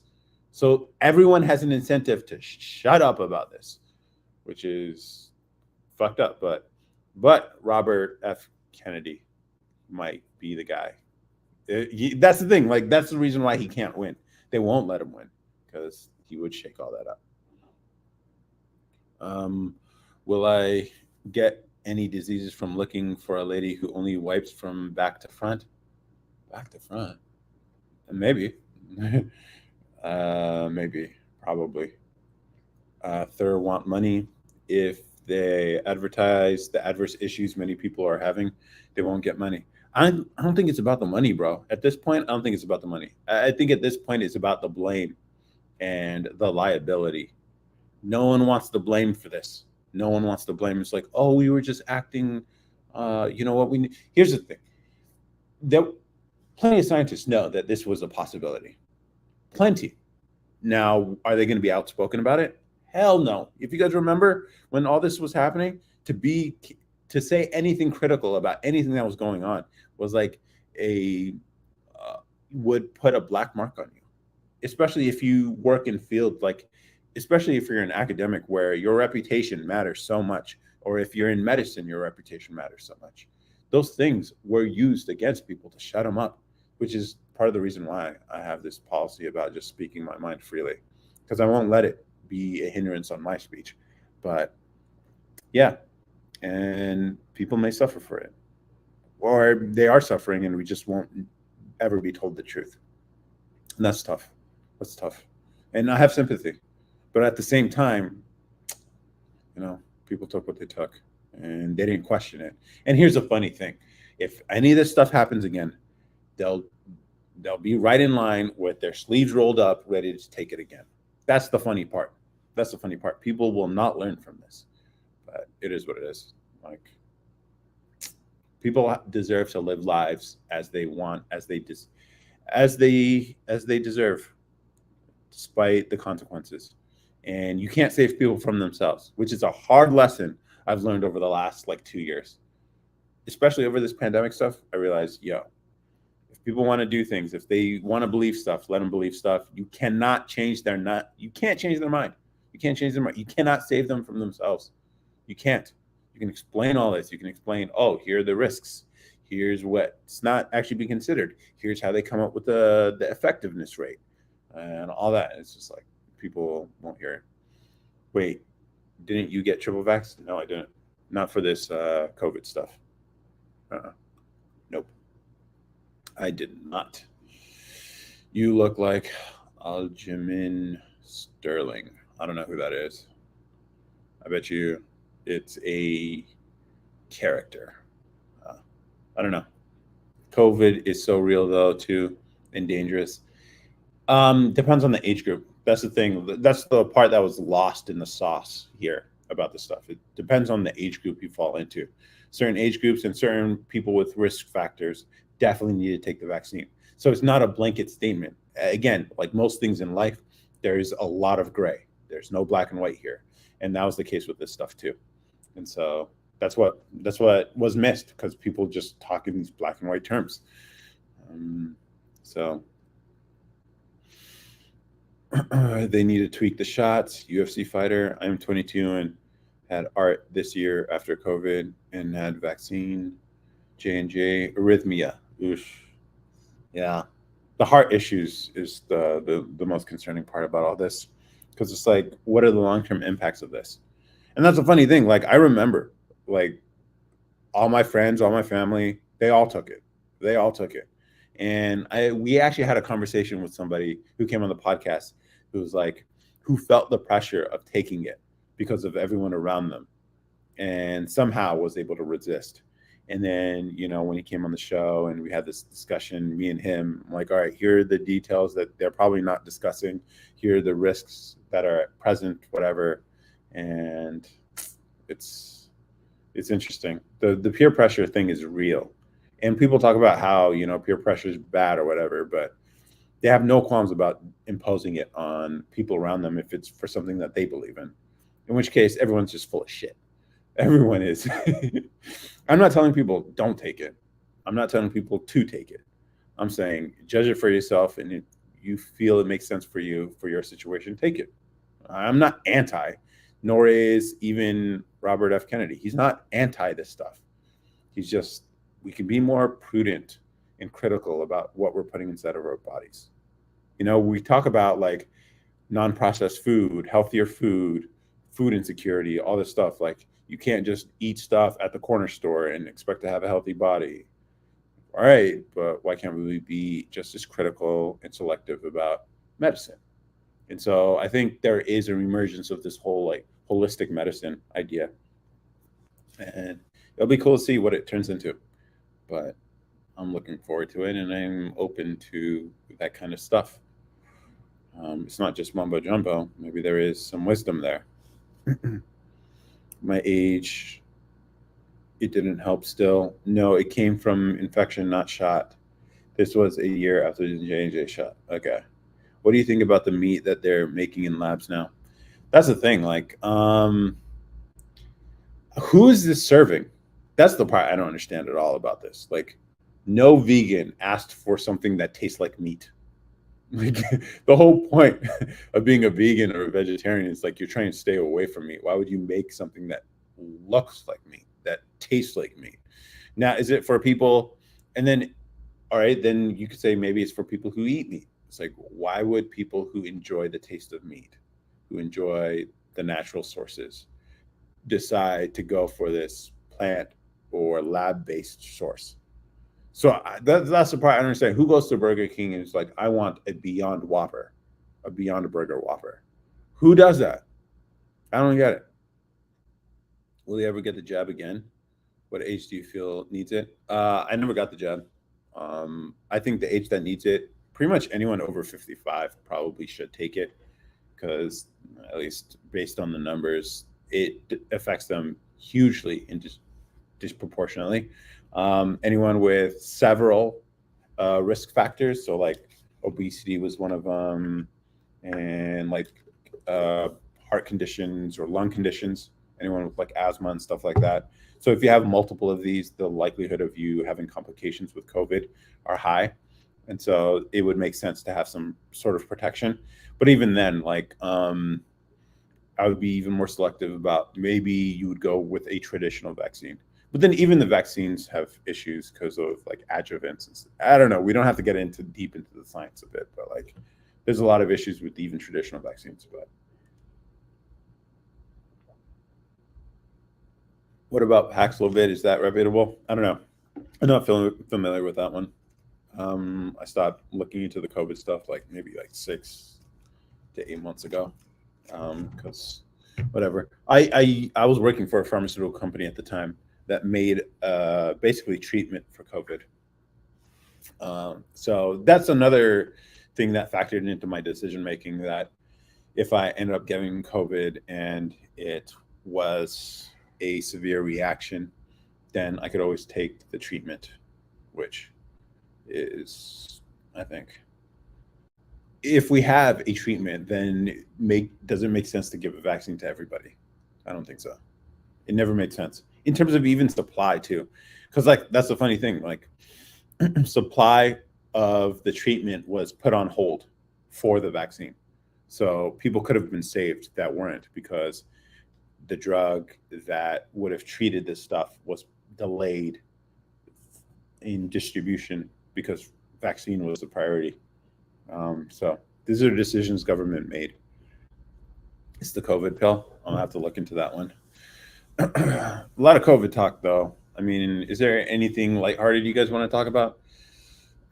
Again, for those of you who are new here, this is a podcast about anything and everything, no politics. And if you see the videos that I've posted, they're all over the place. We do street interviews and stuff like that too.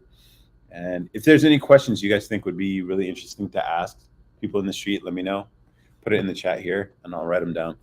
And we can ask people in the street. But like one of the questions, I posted some videos about like body count. But I think we completely get this question wrong.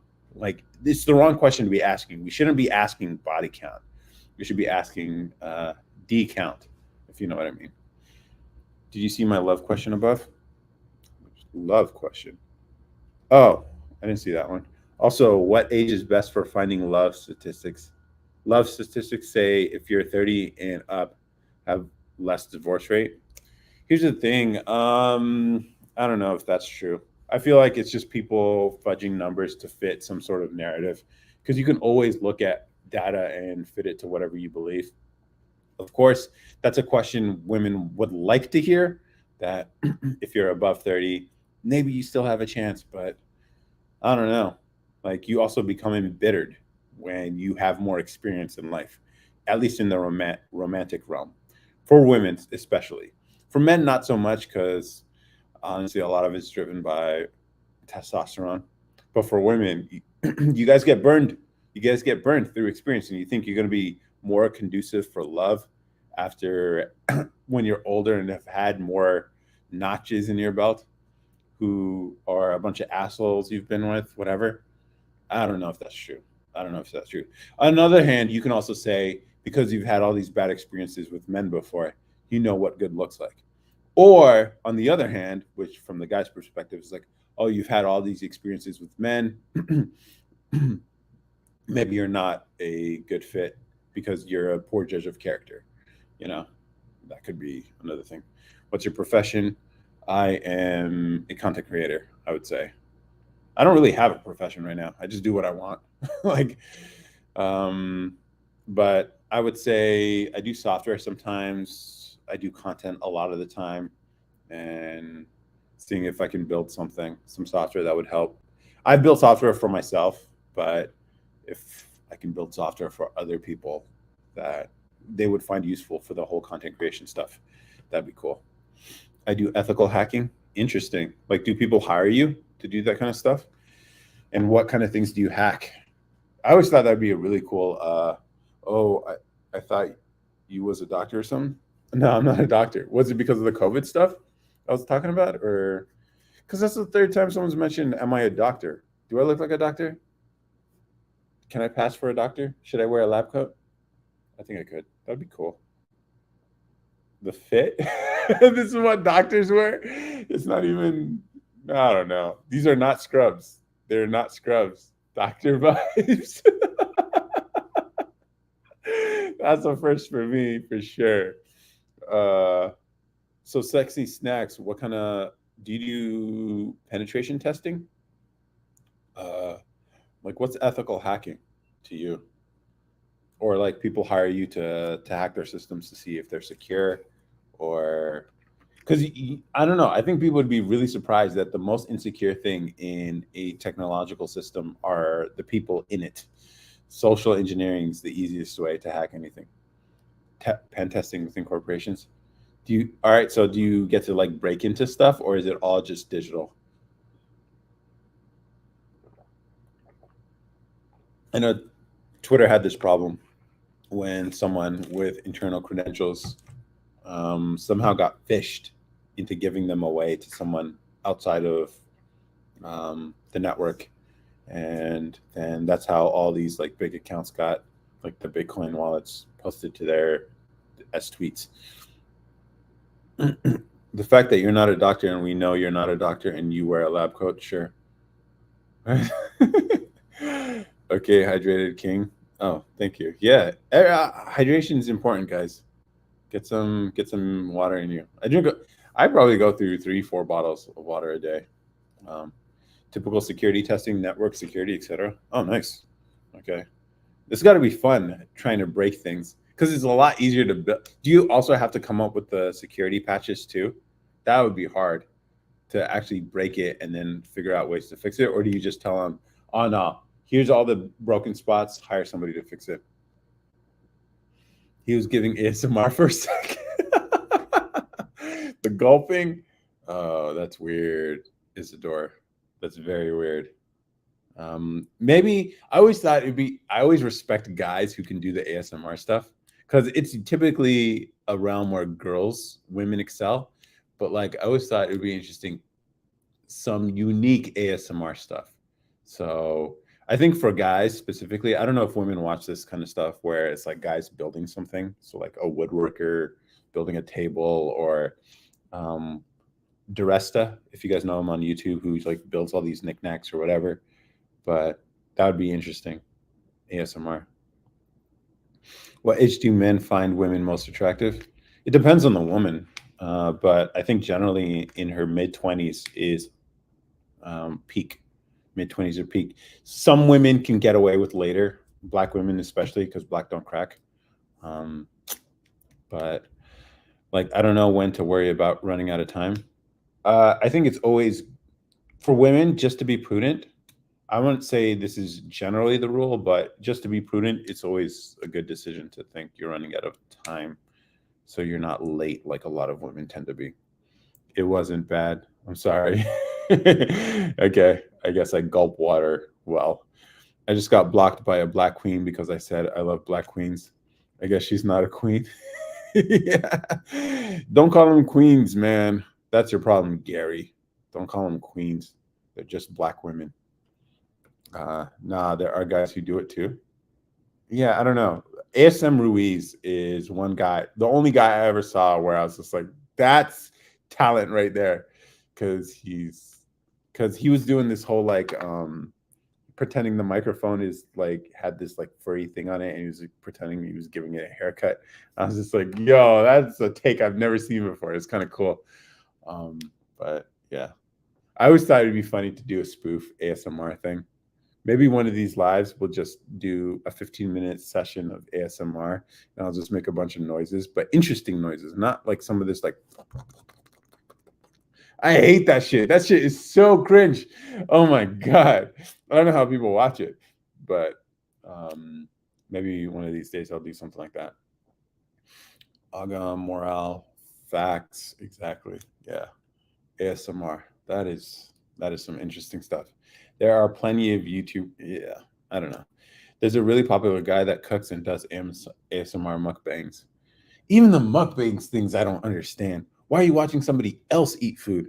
Which is almost as crazy. No, which is definitely crazier than watching other people play video games. Which isn't as crazy as children watching other children play with toys. Blows my mind, man.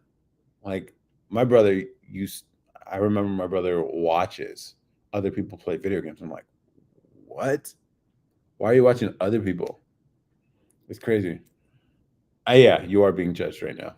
It's crazy. So you watch these things. Should I just order a platter of food and start eating it? You know, like let me get a can of Pringles and start eating it in front of you guys. You know, I thought this was a safe space at first. No, this is not a safe space. Anybody can get the smoke. You're welcome to give the smoke back too. This is like when you're hanging out with the boys, where you're all just making fun of each other. That's what this space is. So usually people go for my head or whatever. I used to listen to my ex eat chips. Oh, you have a thing.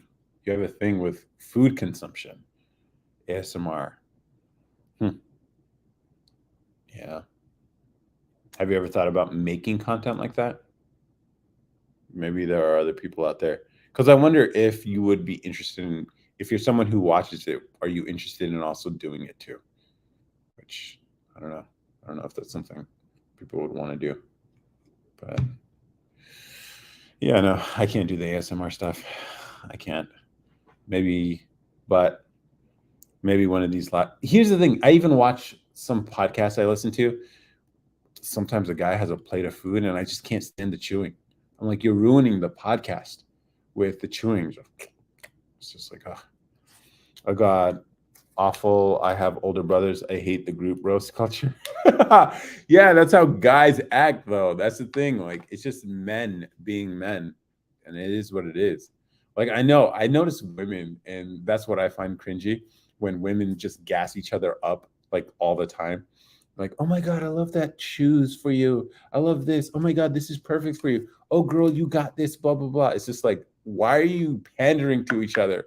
You're all lying to each other because, like, I know when you go with your boyfriends or your husbands, you guys are talking shit. So it's just like, it's just like, why? Why are you guys doing that? Why are you lying to each other? Man, or even when, like, I don't know if this is a common among books authored for a female audience, but even the language that they use is very like sort of soft, like almost like you're speaking to a 3-year old, and it's just like, this is what this, almost like that's the kind of voice that it's written for.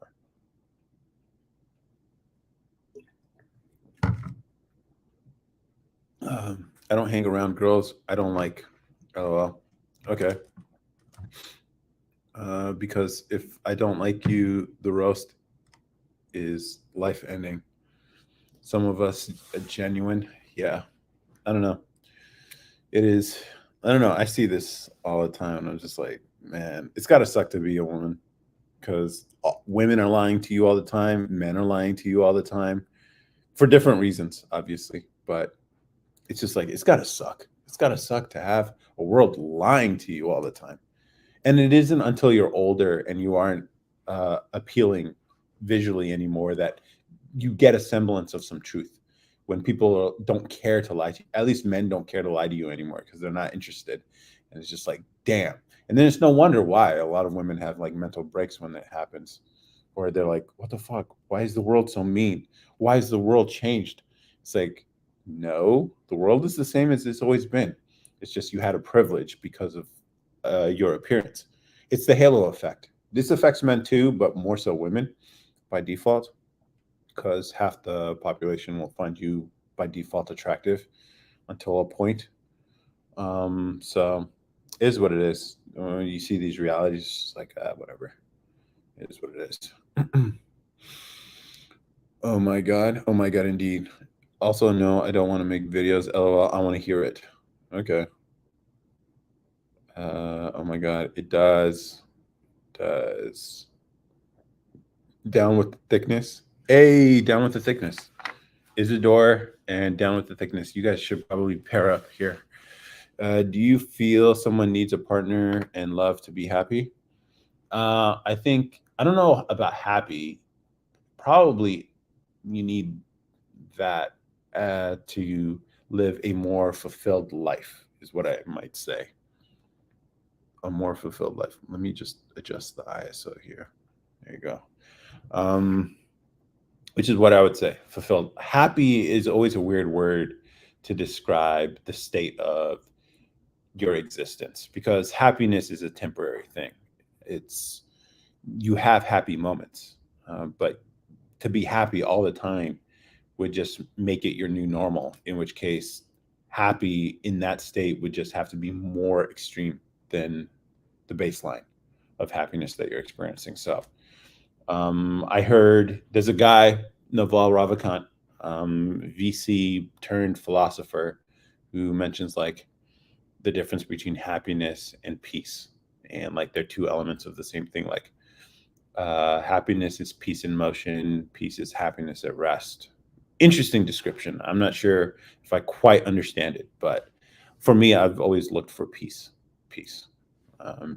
If I can find that in a partner, and if I can have peace with a partner in love, I call it a win. I don't need to be happy.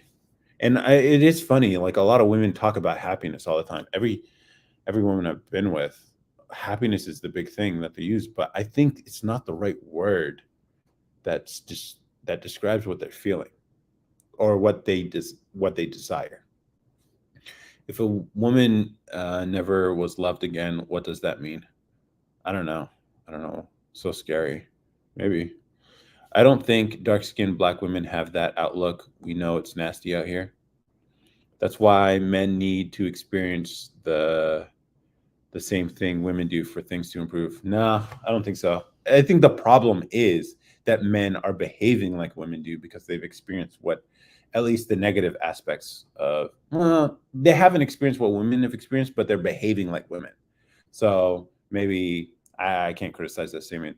Like if they need to experience it, it's like you can have empathy or sympathy for the opposite gender for sure, which I think women aren't capable of having for men, which is why I don't know. I don't know if that is a useful statement, down with the thickness, but the way I see it is like men are behaving like women because we live in a woman-centered world, at least in the West. And I think that's the mistake. And even women realize it's a mistake because you guys aren't attracted to those kind of men. You can say you want them, but your vaginas think differently. That's what I would say. Why should we pair up? We aren't even talking about the same things because his username's down with the thickness. It seems pretty obvious to me, but okay. We aren't even talking about the same things. Yeah, it's fine. For sure, bro. No one cares. You're new here. I had peace with my ex, but I brought upon him stress. I was only 21, didn't know what I had when I had it. Yeah. I don't think any guy wants anyone who brings drama. There are some men rare who invite the drama, but most men don't want it.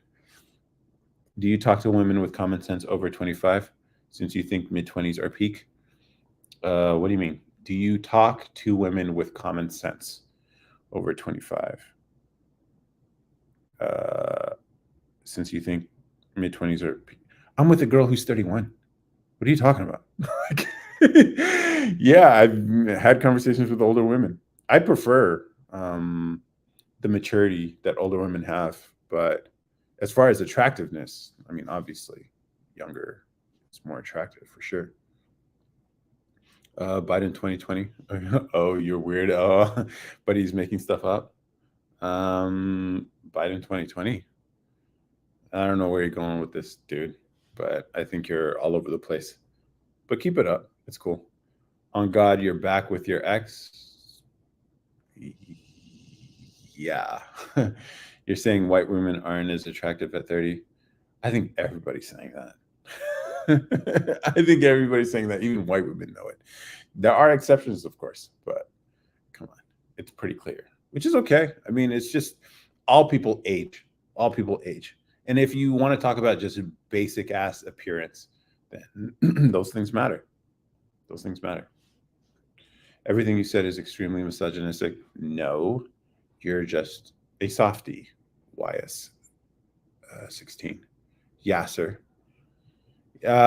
See, this is what I'm talking about. Again, like men behaving like women.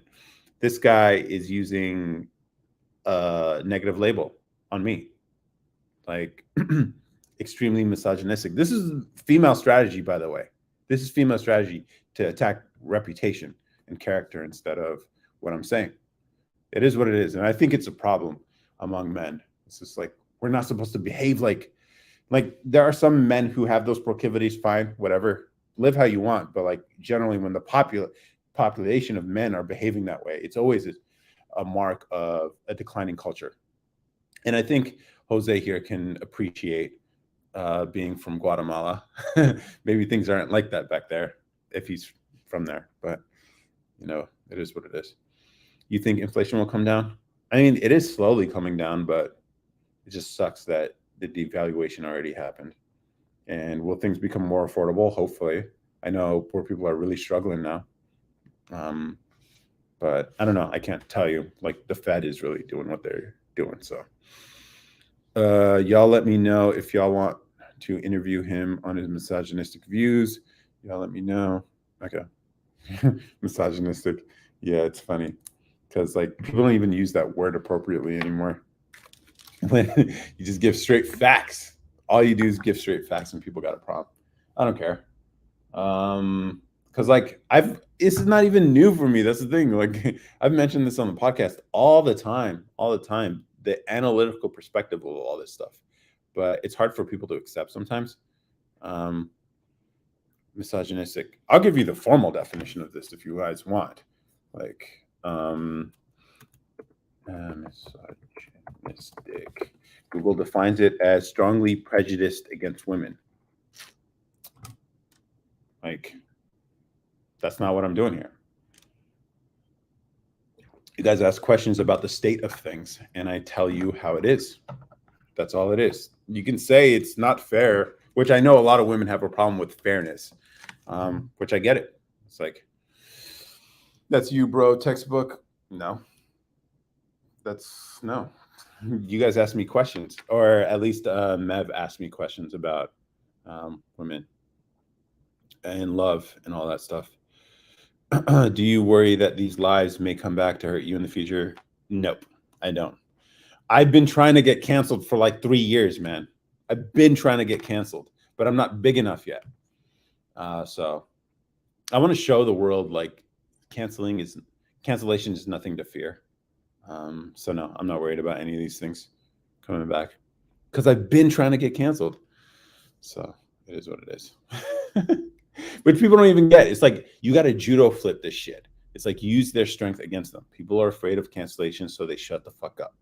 I'm like, no, take that cancellation that they threaten you with and say, you desire it. And yeah, I kind of want to, because then that's when you know you're free. Because after a cancellation, people turn their backs on you, people will disassociate from you, all that. And you get a chance to see who your friends and enemies really are. Or you get to see who your real friends are, in which case you get to live a better life. For me, there is no downside other than revealing people revealing who they actually are when push comes to shove, which is how I've always treated friendships, which is why like my threshold for friendship is fucking high.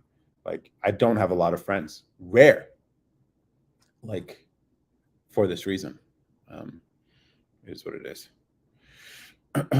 Are you still with your white Nubian queen? I don't think she would appreciate you calling her white, but okay. What's your belief in where we go after life ends? I don't know. I've been giving a lot of thought to religion lately, so I'm still in that exploration phase. I don't have any thoughts on what happens after life ends. You made it, bro. Rappaport was on your life. No, that is not making it. The guy is on the downturn of his whatever. Not that it even matters. I mean, it'd be cool just to have a conversation with him, not because of the clout thing. I think it'd be interesting if we talked about something that wasn't comedy or wasn't dramatic in his life or his social. Because I'm sure the guy is more complex than what we get to see, which is, which would be interesting. But it would be hilarious hearing his voice on the podcast, though. I'm not gonna lie, it'd be really fucking weird. Buddy, want to be Tate so desperately? No, I don't. Again, this you have a lot of female tendencies, bro. It's okay. Uh, I like Tate because he's a good starting point for a lot of people, but I hope people graduate beyond him. Same way about the fresh and fit guys. He's a starting point. They are starting points. Because for a lot of guys, they're so plugged into this shit. They're so wired into the way things are right now that they don't even question why they do the things that they do. And so you need like a shock to the system. And that's what Tate is. That's what fresh and fit guys are. I don't like the content. Honestly, bring a bunch of girls to your podcast. It's lazy content, but I think it's a good starting point. And hopefully people move beyond that and then they start discovering their lane. I have no prescriptions for you. It's up to you to decide how you want to live your life. And I think men do have an obligation to improve their lives, improve their primarily through their mind, which affects the body and everything else. So for me, the value of Tate is in the initial breaking, shocking people. And then once they can move past, because I'm not a fan of the opulence. I've even made a video post about this too, about Tate and the cars and all that. How do you feel about BCC calling you the dark skin Tate? Some people in my life is like, bro, you're kind of like Andrew Tate. I'm like, yeah, you're all fucking idiots. And I've been trying to tell you. Here's the funny thing. It's like, I've been saying this shit before Tate blew up. Like the podcast, the audio version has been in existence for over 2 years now.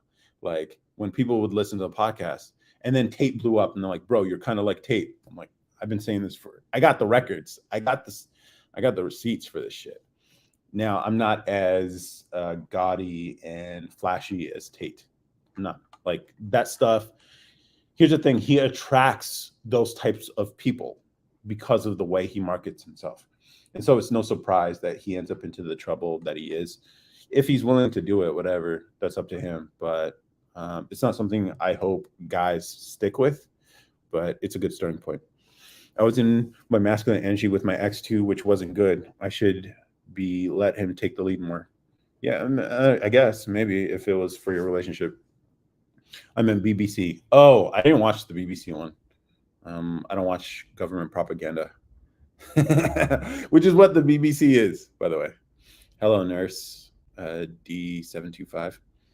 Basum exploration phase. I don't know what that means. Uh, are you a physician? Why does everyone think I'm a fucking doctor? I swear to God, it's the shirt. I'm not a doctor. Is this what doc? What if I do this? What if I do this?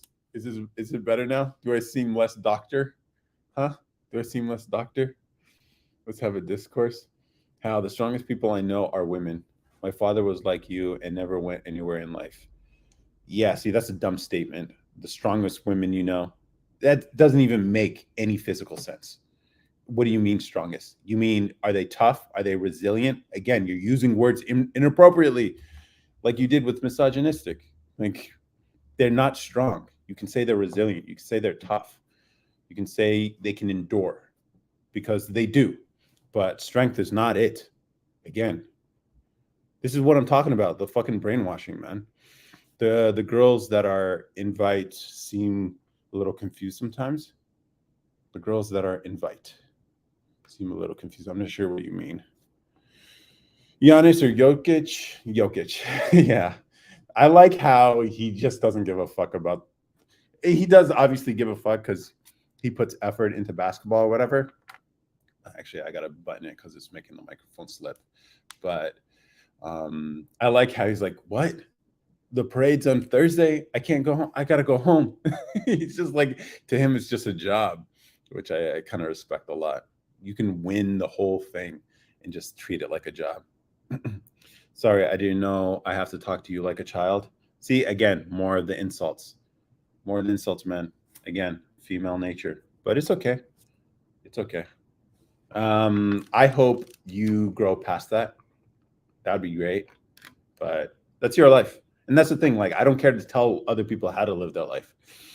That's on you, bro. And I hope it works out for you. But I'll tell you this. I'll tell you this. Like, women seem to respond well to this type of energy. So if you want to do it from a self-serving point of view, which I don't think is appropriate, but if you do, it turns out women will like you more. If you do, even you don't even have to be genuinely contrary. You can even just say this shit just to push buttons, and they will find you more attractive. Um, Sorry, English is not my first language. No worries. The podcast, the girls invited seemed confused at times on the podcast. Or the video clips. If it was the audio podcast, I don't know. I try not to make people look bad in the videos or the audio because I know the power of an editor, and I have an opportunity to make people look bad. I wouldn't say any of the female guests that we've had on the podcast have been too. Oh, fresh and fit. Oh, got you. Okay, yeah, yeah. Yeah. That's the thing that like it's that audience, and so, but then at the same time, like even smart women say some crazy stuff too. Okay, they'll just say it in a more cogent way, but I mean, like, but there are someone who can be objective and honest about it too. Um, but it's rare. Buddy, I have a girlfriend. It's about being right and wrong. Okay, good for you. Who told you were smart? Nobody told me I was smart. What are you talking? Whatever, dude. Like, what's your view on mainline masculine and feminine energy in dating? I think people fall on a spectrum. Men tend to lean towards masculinity, um, women towards femininity, and it's like you're finding a fit. Like this whole idea that you guys are going to be equal partners is not something that's true in practice. Um, which again, like when it comes to female attraction, it's not something that can be negotiated or planned out. It's one of those innate things, and part of that is a man displaying masculine traits or even character and habits. And so it's like in the modern world, we can always talk ourselves into thinking like these things don't matter, even though they do. And so when a marriage breaks up because a man is no longer what he once was when he first got her, and it's no surprise their fucking marriage falls apart, it's like because he put on all this weight, he became a pushover, and he has no respect from his wife or his kids or anyone in his life. Maybe loses his job or whatever out of circumstances out of his control or whatever. And there's just no surprise that Oh yeah, okay, now their marriage falls apart. And then he goes on, works on himself, fixes his body, fixes his mind, fixes his money, all that, and all of a sudden the wife's interested in again. But now she's an ex-wife. And it's weird how this happens. Like now she becomes a girlfriend again, and he's like, oh, why wasn't she like this when we were together? It's because you changed from the guy you once were. And women have this tendency to change the men that they're with. And so it's your job as a dude to not let that transformation, that negative transformation happen. And women don't even realize they do it, which is crazy, but whatever. In dating, I think you should really educate yourself on this topic. No, thank you. You don't know what the fuck you're talking about. Going live on TikTok won't get you respect. That's not why I do it, motherfucker. We all know you're like this. Whatever, dude. Why are you still here? That's the part that I don't get. like, all right. But haters are welcome here too. So feel free to stay as long as you'd like. But maybe I could flip you though. I think I could flip you.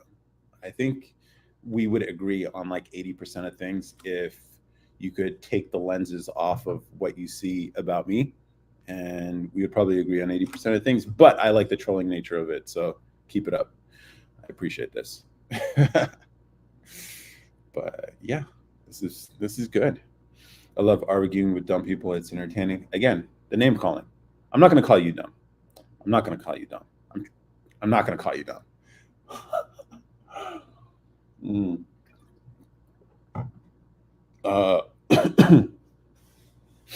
So those are my opinions on it.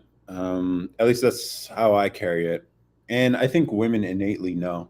Now, are there exceptions? Obviously, there are exceptions. But what do men value primary in a relationship? I would say respect. And what do women value? It's more like, I don't know. What's the word? It's not respect. Women don't care about respect the way men care about respect. It's loyalty, I think, is what some women might care about. But or honesty might be it. Because I mean, women are often lied to by everyone around them, so I can understand wanting something like that. What happened to the ocean titan? The ocean titan. What do you mean? Are we talking about the submarine again? Is that what we're talking about?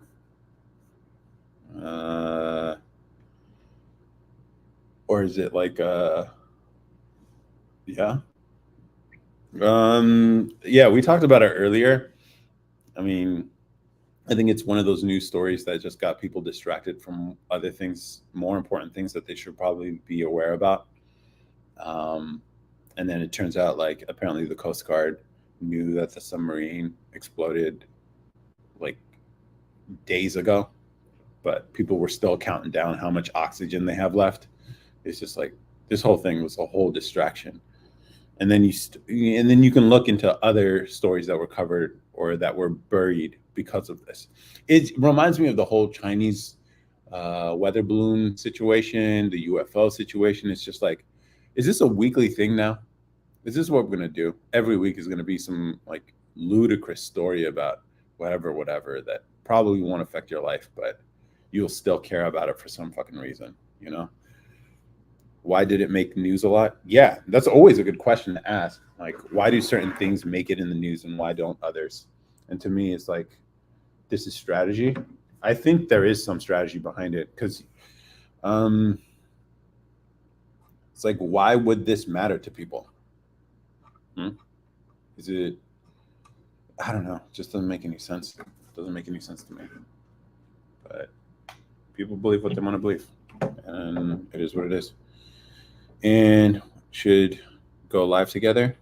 If he wants to come on the podcast, he can come on the podcast.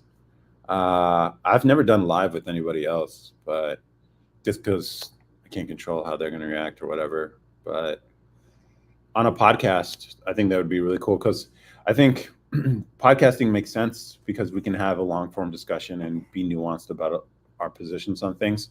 And then obviously I would give them an advanced copy of the podcast before I publish it, but which is the role. Like we've even brought other haters on, like Faith, who's now, I would say, low-key a friend. So I think we'd get along on a lot of things eventually. But I think some of the things I say are so shocking sometimes to conventional thinking that it's hard to accept without the reaction of like insults. And it wouldn't be a debate. That's the thing. It wouldn't be a debate. That's the thing. Like, I'm not, the whole point is to get some understanding. Like, the debates are intended to have a winner and a loser, but in this case, like, we're just trying to understand where the other is coming from and maybe grow in our mindsets here. That's the point. Think they're millionaires. I want to hear the debate. It makes the news because they were millionaires. Millionaires die all the time, like everybody else. Faith, she's so sick of my ex talk. She is. I think a lot of people are. I'm patient, and a lot of people don't like that I'm patient, but I mean, you show up, so I'm not going to hate on anybody who shows up. As long as you keep it brief, like even today, it's been brief, so I don't mind. I like hearing the updates too, hoping that you make progress every week, but sometimes you don't. But we're all rooting for you, Mev. But you keep changing your username, so like it's always hard to keep up. That's why I always got to ask you, like, are you? What's a name I could call you consistently every week so that I know? Or maybe it's going to be Mev. I don't know. We'll figure out the whole name thing. Yeah. Okay. Do you guys have any last minute kind of questions or anything? I think I've been on for 2 hours. Yeah, been on 2 hours. So let's. Any last things on your minds? You guys, questions, comments, whatever. Might give it another 10 minutes. Otherwise, let it go. What's your favorite flavor of Pringles? People, put it in the chat. There is a right answer and there are wrong answers, just to be clear. What's your favorite Pringles? And don't switch it up by saying, oh, I prefer Lay's. Okay, don't be one of those. Do you think it's worse to be a man or a girl? I don't know. It's hard. I don't know. It depends. I don't know if you can say one is worse or better than the other, but there are people who transition from one to the other, and so hearing their perspective is always interesting. Like there was one video, I guess it was making the rounds on TikTok, but it somehow managed its way to Twitter, where it was this trans man who was explaining how lonely it is to be a man, and they broke down crying and everything like that. There was also this one lady who attempted to live as a man for a period of time, and then she also broke down when she was explaining the experience of being so lonely and the default suspicion that men live their lives with because everyone around them has a sense of distrust with men that they don't know.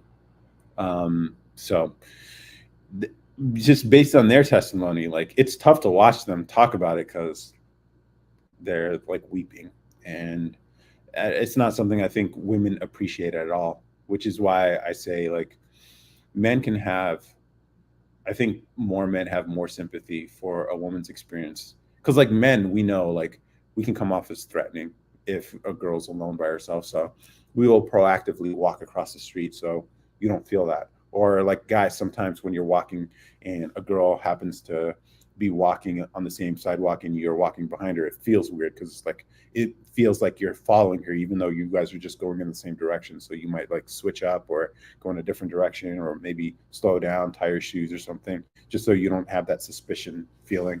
And we do these things proactively. Or even like guys who don't want to spend time around kids that aren't theirs because the way it looks, like all these things that men are subconsciously doing. And so like if you ever experience that, to like have that level of suspicion around you carried with you wherever you go all the time, that can be something I think women can't appreciate what that would be like.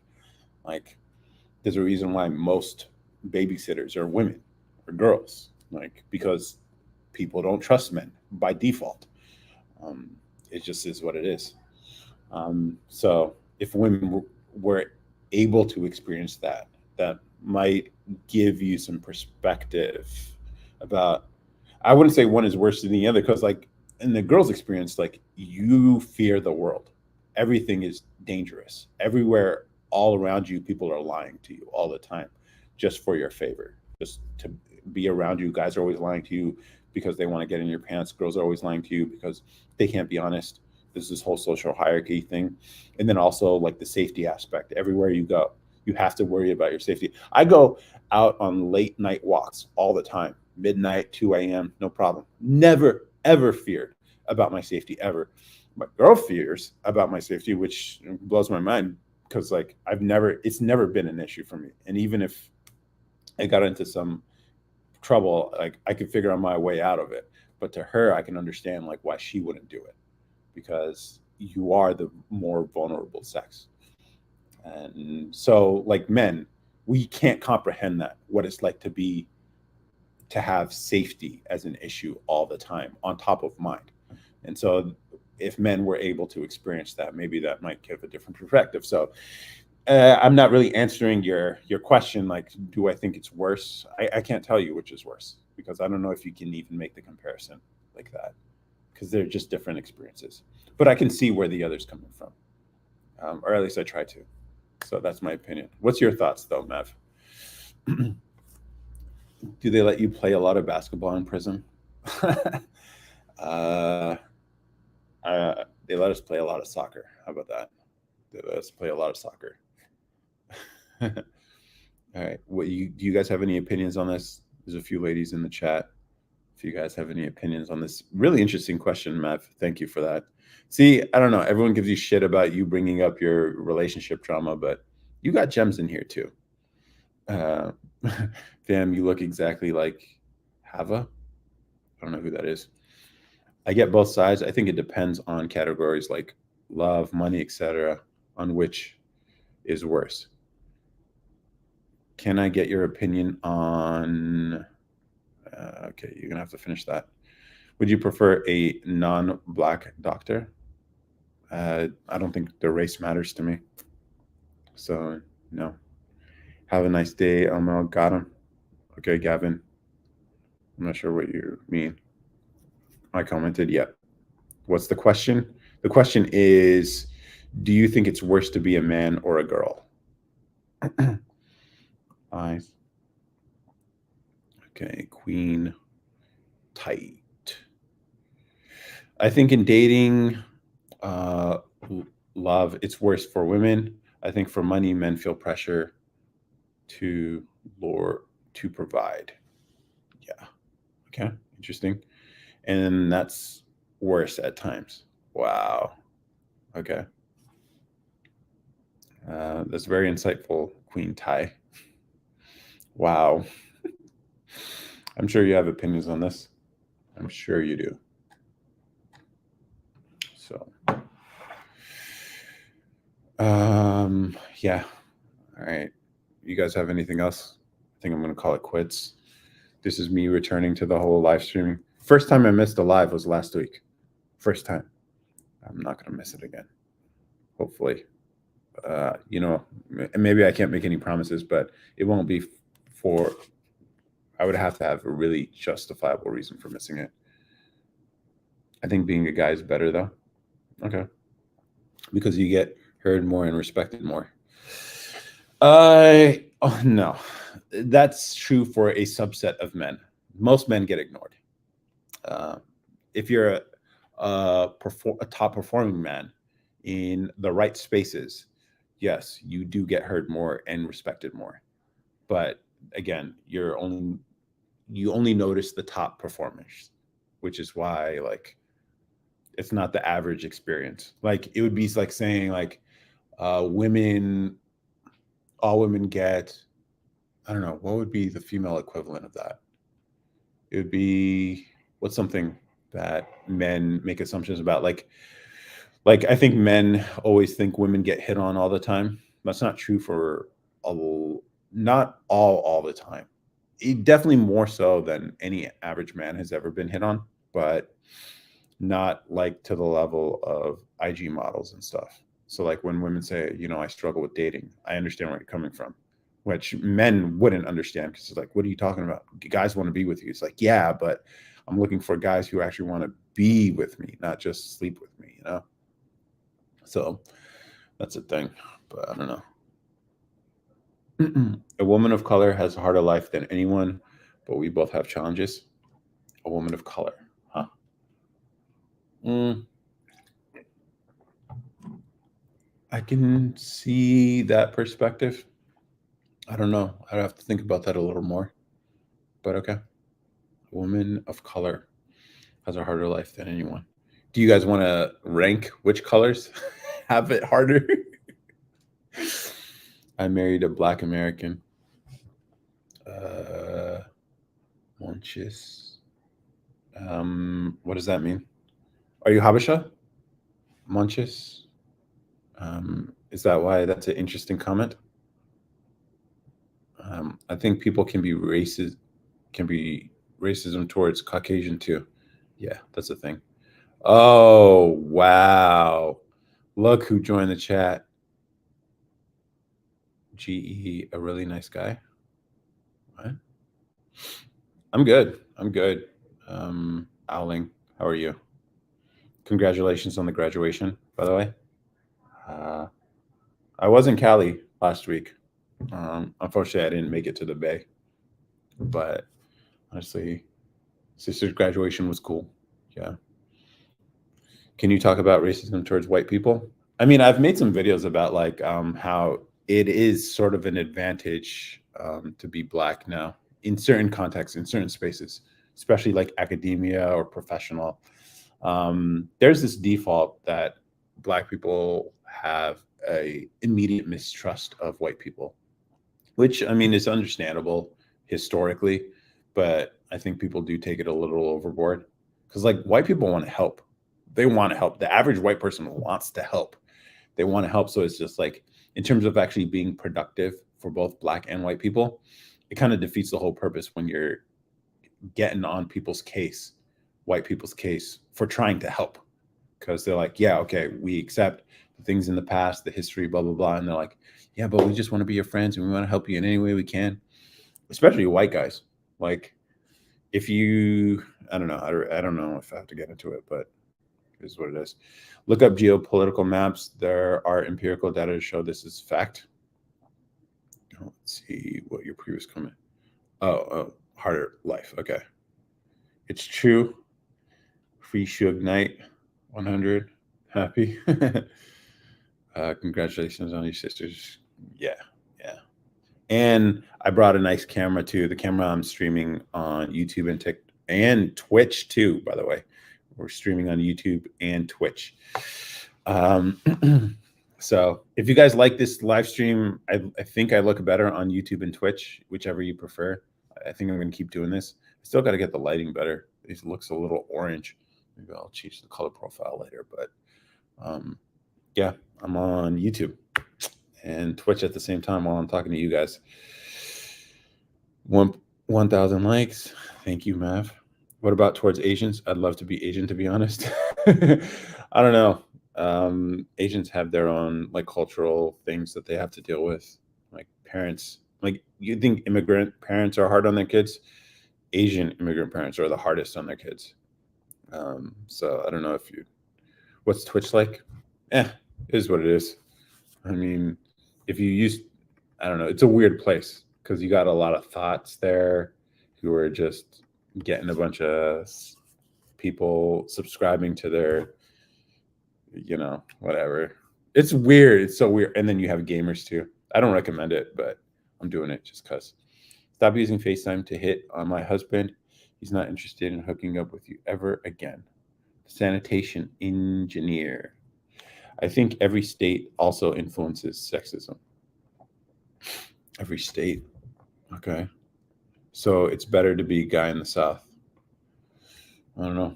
Here's another thing on the whole guy thing. Like, guys are more likely to be imprisoned, most likely to get screwed over financially in family courts and in custody battles. Guys are more likely to be killed just in violent attacks. They're more likely to get hurt on the job, killed on the job, because they do more of the harder stuff. Guys do die earlier, and all that. And then, yeah, there aren't very many support systems from, there aren't any actually, I don't think, big support systems for men either. So if you're a struggling woman, there might be resources you have, but if you're struggling, dude, no one really gives a fuck. So it's like you are really alone. So I don't know if it depends. I was today talking about how I've never heard of Pacific Island hate. Pacific Island hate. I'm not sure what that is. It's lions and lionesses. Animal nature. Do you want kids? Yep, I do. It's like one of those things. Like I think I would just be dope at being a father. Kind of raise my younger siblings a little bit, so I have some practice. But yeah, looking forward to that for sure. I'm scared to bring a kid in this world in COVID. I don't know. That's Here's the thing: fear and responsibility is often the justification for smart people to not have kids. You know, it's one of those things that smart people can always talk themselves out of. It's like, oh, we don't have our finances right. Oh, this world's a dangerous place. Oh, the timing isn't right. And then they delay the delay. And so you deny the world of smart people, um, which, again, is like one of the dilemmas with intelligence. You can always talk your way out of good deals. And kids are, I wouldn't say they're a good deal materially, but they are a good deal spiritually if you're into that. But that's for you to decide. Sup, bro? Sup, XRP? What's good? Is that a crypto stuff? But you may have a kid who has issues and you can't control that outcome. Yeah, life comes with difficulties. I think it would suck, but I'll manage. And so that's why it's not about seeking happiness. It's about seeking peace. Can you live with it? And that's what I'm about. Or a kid with severe issues. Yeah. I mean, luck of the draw, I guess. Hey, what's your credit card number? It's the number 4. Just just the number 4 with the pin code of also just the number 4. So try it out. Then that stresses, don't spend all the money in one place, XRP. Then that stresses parents out, like autism or sickness. Yeah. How do I keep the motivation to wake up and grind every day? I don't know. I'll let you know when I figure it out. It's hard. It's hard. I don't know. For me, I've been trying to find something that will motivate me long term. Like one of the things, here's the thing: I've made a commitment as far as the content stuff is just to like post something consistently, do these lives every week, post a YouTube video every week. That's what, at least that's what my goal is. I don't, these people who are like grinding every day, I don't know how they do it or like what motivates them. Usually it's money motivated, but money doesn't motivate me. So I'm trying to find something deeper, maybe purpose or direction. So once I figure it out, I'll let people know, but I can't say I figured it out. Do you like antidepressants or believe in it? I don't have any experience with antidepressants, so I can't really speak on it at all. What will motivate me for when my product is released? Talk to users, I would say. Talk to users. They'll let you know what things they want to improve. Well, not the thing. They're not going to let you know what they want to. Here's the thing. They'll give you a lot of opinions about what this. Instead, you should just study them. At least, here's the thing. My background is in continuous improvement. I actually did this for a living, helping people improve business processes. Did this for naval laboratory, and then I ended up transitioning into pharmaceuticals. But basically, the whole idea of continuous improvement, Lean Six Sigma, stuff like that, it's about studying what people are doing, finding the waste and errors that they make in production or processes, and figuring out better ways to improve it, and then just executing on those improvements. So I would say to motivate, money is a good motivator. When people are paying for your product, that's pretty good motivation. But to grow the audience and the people you serve, and also the money that comes with it, I think is pretty good motivation. But if you know what you're building is interesting, which we've had the discussion, Larissa, I think you're building something pretty cool. So helping people with the stuff that you're building, I think is pretty good motivation.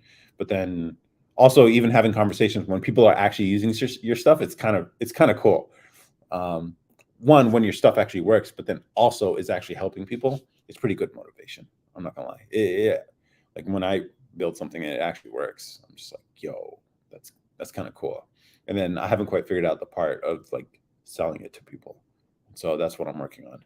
But I think getting the chance to see people use your stuff and then make improvements. And so if you have that motivation to just improve, even small improvements is all it takes. Just over time, even small, tiny improvements over a 3 month, 6 month, 1 year period, you'll see like huge improvements over time. So that's what I would say. I don't know. I'm probably not the person to ask, but I think Y Combinator has a lot of good videos about this kind of stuff. So about just building. So you should definitely check those videos out if you haven't. It's hard. Not trying to be mean, but do bald people use oils for their head? I use sometimes. Oh, is that why people were saying making fun of? I don't think that's a mean. You're not trying to be mean. That's not a mean thing to say. Opinion on blank before marriage. Uh, I mean, I don't know if I can give an opinion on that. I like the blank, so it is what it is. If it's a religious thing, I can definitely understand not, but I don't know. For women, I think it's more of an issue, or at least a consideration for women. For men, it's just like we have this ability to be able to, you know, go around and have fun. But for women, especially, it's more of a deeper connection, I think. Of course, there are exceptions, but I think for women, it does play more of an emotional and psychological toll with every single member you take in, is what I would say. So yeah, and then if you, I don't know, like, but it is what it is. Then it starts becoming a religious talk, which whatever. No for the beards though. No, I do oil my head sometimes. Like you can see, it's a little ashy right now because I didn't have any oil. I'm traveling right now. Better to be single or settle as a woman. Um, I don't know. Like single sucks. Being lonely sucks. Like settle. I mean, why do you even frame it that way? It's more like finding someone you can build a life with. I don't even like the word settle. Like you can see it as settling if you'd like to see it as settling, or you can see it as like, yo, I found someone I can actually build a life with. Yeah, they're not perfect, but no one is. And so it's like I don't like the word settling. Like I found someone I can actually build with. And that's all you really need, I think. Once you hit a certain age. Oh, I don't know. I think everyone is seeking companionship, so that's the way I see it. If COVID gave you a non-life-threatening arrhythmia for a year, would you get the vaccine? No, because for my age group, it's not something I should be concerned with. Even if I do get COVID, it's something I will likely recover from. And then the immunity I get from having had it will probably be better than um, any vaccine. And then also, if it is a if I do have complications, then I can always take the treatment, which is available. There's a treatment for the stuff. Do you have to put sunscreen on your cranium? Some people wish I did, but I don't. Milk dud, milk dud. What happened to your lip? I saw the video, but I didn't really understand what happened. Yeah, I didn't understand what happened. I had surgery on my upper lip, so it's it wasn't lip injections, but I was like, yo, what kind of video could I make that would be hilarious with this kind of stuff? So I was like, let me make a commentary about body modification, and maybe if I can discourage a couple of people from getting it. I just thought it was funny. But yeah, it was surgery I was recovering from. How do you know if they can build a life with you? I think values is one of those things. Your vision for it.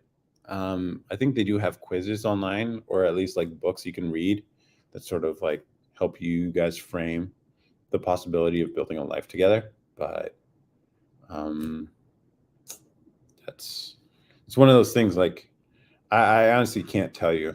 give you any answers on that now. Yeah. But if you got an arrhythmia from it at your age, it's non-life threatening. Would you get it or no? No. I mean, like,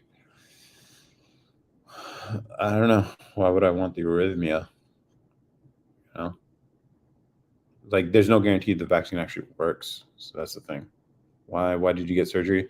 So these two teeth, um, injured them as a kid, and they needed the crowns replaced. And in the process of replacing, I guess one of them got infected, and so they needed to go back in and clean it up or whatever. So they did, and they had to cut up my lip or whatever and just swallow the whole area. I think it was mostly from the the painkiller, whatever they put in there, that the swelling was from. So yeah. Hey, Christina, U.S. Army nurse practitioner here. How are you? I am good. How are you, Christina? Esthetician, lashes, facials, and more. Owner of Facicia Bella by Christina. Guys, check out our page. Follow her. Give her some engagement if she has content related to that stuff. No arrhythmia from COVID infection. Vaccine may irritate it to come again. I worry. Yeah, I don't know. This thing, like, it's, yeah. Okay. You guys have anything else? I think I'm going to call it quits. 2.5 hours. I think that's a good comeback for a live, and the lighting here isn't too good right now. So I think I'm going to call it quits, but I appreciate everyone. Wait, let's see. One last question, maybe. Question: will the COVID strain get less worse every year? Strains? I don't know. I'm not a virologist, but I think people are just over it at this point. It's weird that they're trying to include it as part of the standard vaccine schedule, but like, money needs to be made somehow, I guess. So it is what it is. But I don't know.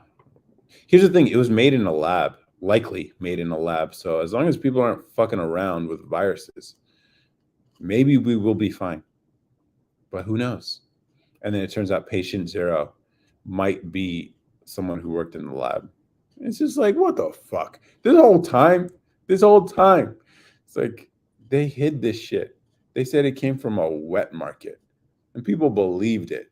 That's crazy. It's crazy. Dude, there's evidence coming out now that it probably all came out of a lab. And it's no surprise. It's like, oh, it came out of a wet market that happened to be next to a virology lab. And then people called it a conspiracy theory. Social media platforms suppressed the idea of the lab leak theory. And then now possibly patient zero is someone who worked at the lab, who was working on this virus. It's like, oh my God. The lies you were told. It's crazy. And then the suppression that happened, even on an app like this, hasn't gone away. Yeah. Wait, what? It was made in a lab? So China wanted to... No. It's probably... Here's the thing. They probably got some U.S. funding too. So it's probably one of those things they couldn't do on U.S. soil. The story might actually be that.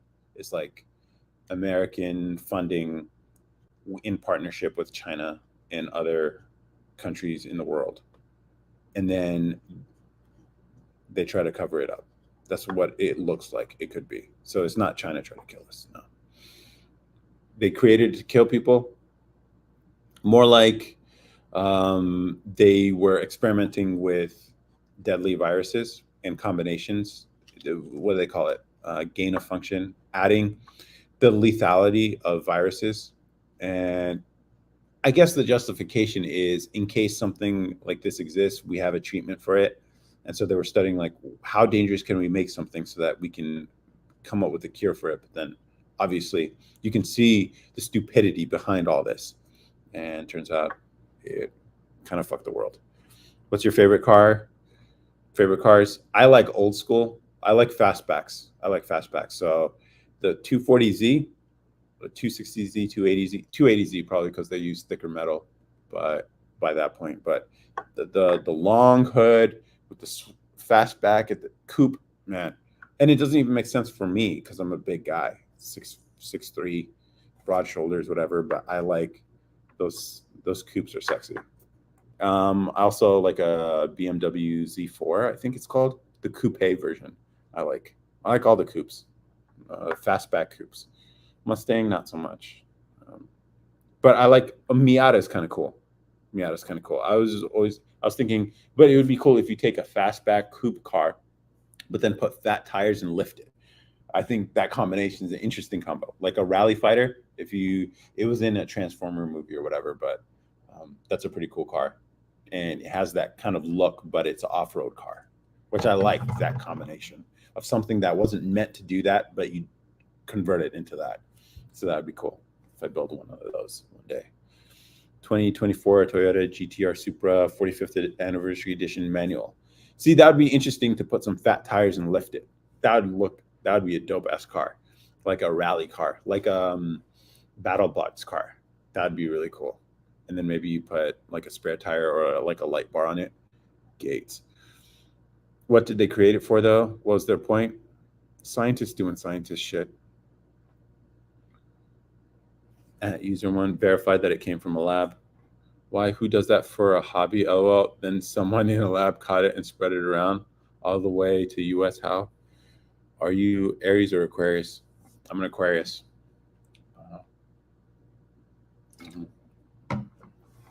Yeah, it's crazy. And here's the funny thing.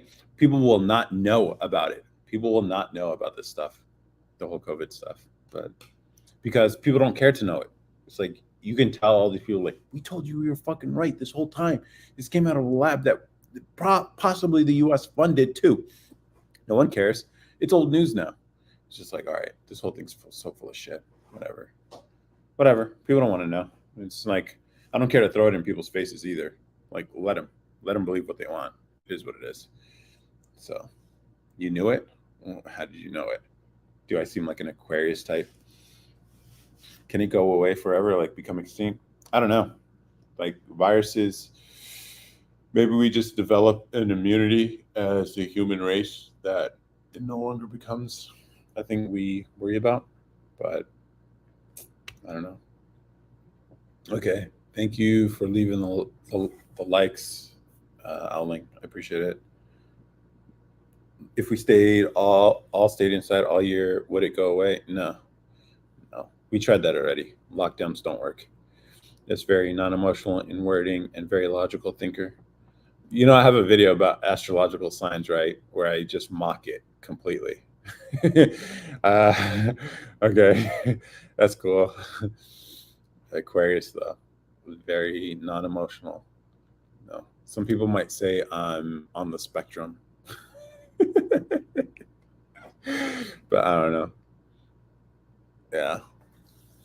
All right, guys. I'm gonna call it quits. I appreciate everyone who's on here. Owling, it's nice to see you here again. For Queen Being, you're always a reliable watcher. I appreciate you. Ariel, Jelly Beans, John Campbell, what's up? Nice to see you here too. Like sarcastic too. Yeah. I just found out Tanisha Kelly is white. My childhood has been a lie. Bye. Bye, Owling. Bye, everyone. Bye, everyone. I'm gonna call it quits here on TikTok. I always start the YouTube and the Twitch earlier than the lives here, and then I also leave a little. Yeah, I don't know, whatever. Lockdown made things worse. If you didn't introduce the jelly germs. Lockdowns made things worse. Yeah, if didn't introduce to jelly daily germs, the antibiotics suffer. I think there's more to your comment. I'm gonna wait for it. But maybe I'll just end on YouTube for now. But yeah, there's so much. But I don't know. People don't care to face the decisions and the opinions that they had these last 3 years. So it is what it is. People don't want to be accountable for what they believed, what they said, what they shamed people for doing, what they forced people into taking. The whole thing. And hello, I trap person. Yeah. It is what it is. I mean, I don't. my position is like, I don't care to convince people who don't care to hear it. So it is what it is. Sucks, but whatever. All right, John. It was nice seeing you here. Bye, everyone. Sorry, hello, long time no see. I'm the one that always says it's a trap. Oh yeah, yeah. I appreciate seeing you here. I'll be on next week too. Once I settle, right now I'm traveling, but once I settle, maybe I'll do these more frequently. Maybe with topics, and then maybe even invite like conservative immigrant. I think his name was. That'd be cool. And then we can even invite you guys if you want to come on, even just voice only. That'd be pretty interesting, and we can have like a set thing that we talk about. That's different from a lot of the things that you'll see here on live. That'd be really cool. And then maybe we can come up with ideas that I can explore, like when I ask people on the streets, or like make YouTube video ideas about, and it could be a collaborative thing. And you guys can all be involved. That'd be cool. All right, everyone. Have a good night. Enjoy the coming week. Enjoy your summer. Stay safe and have a good one. Bye. Bye. Bye.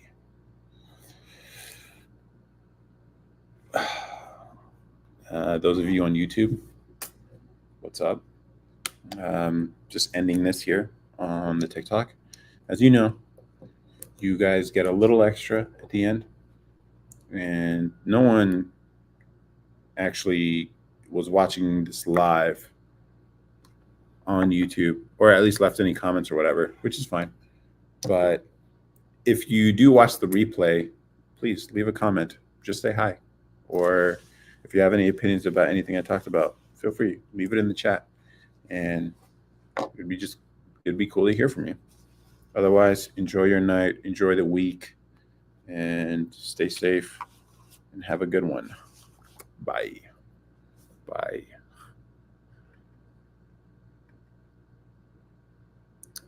Let's see.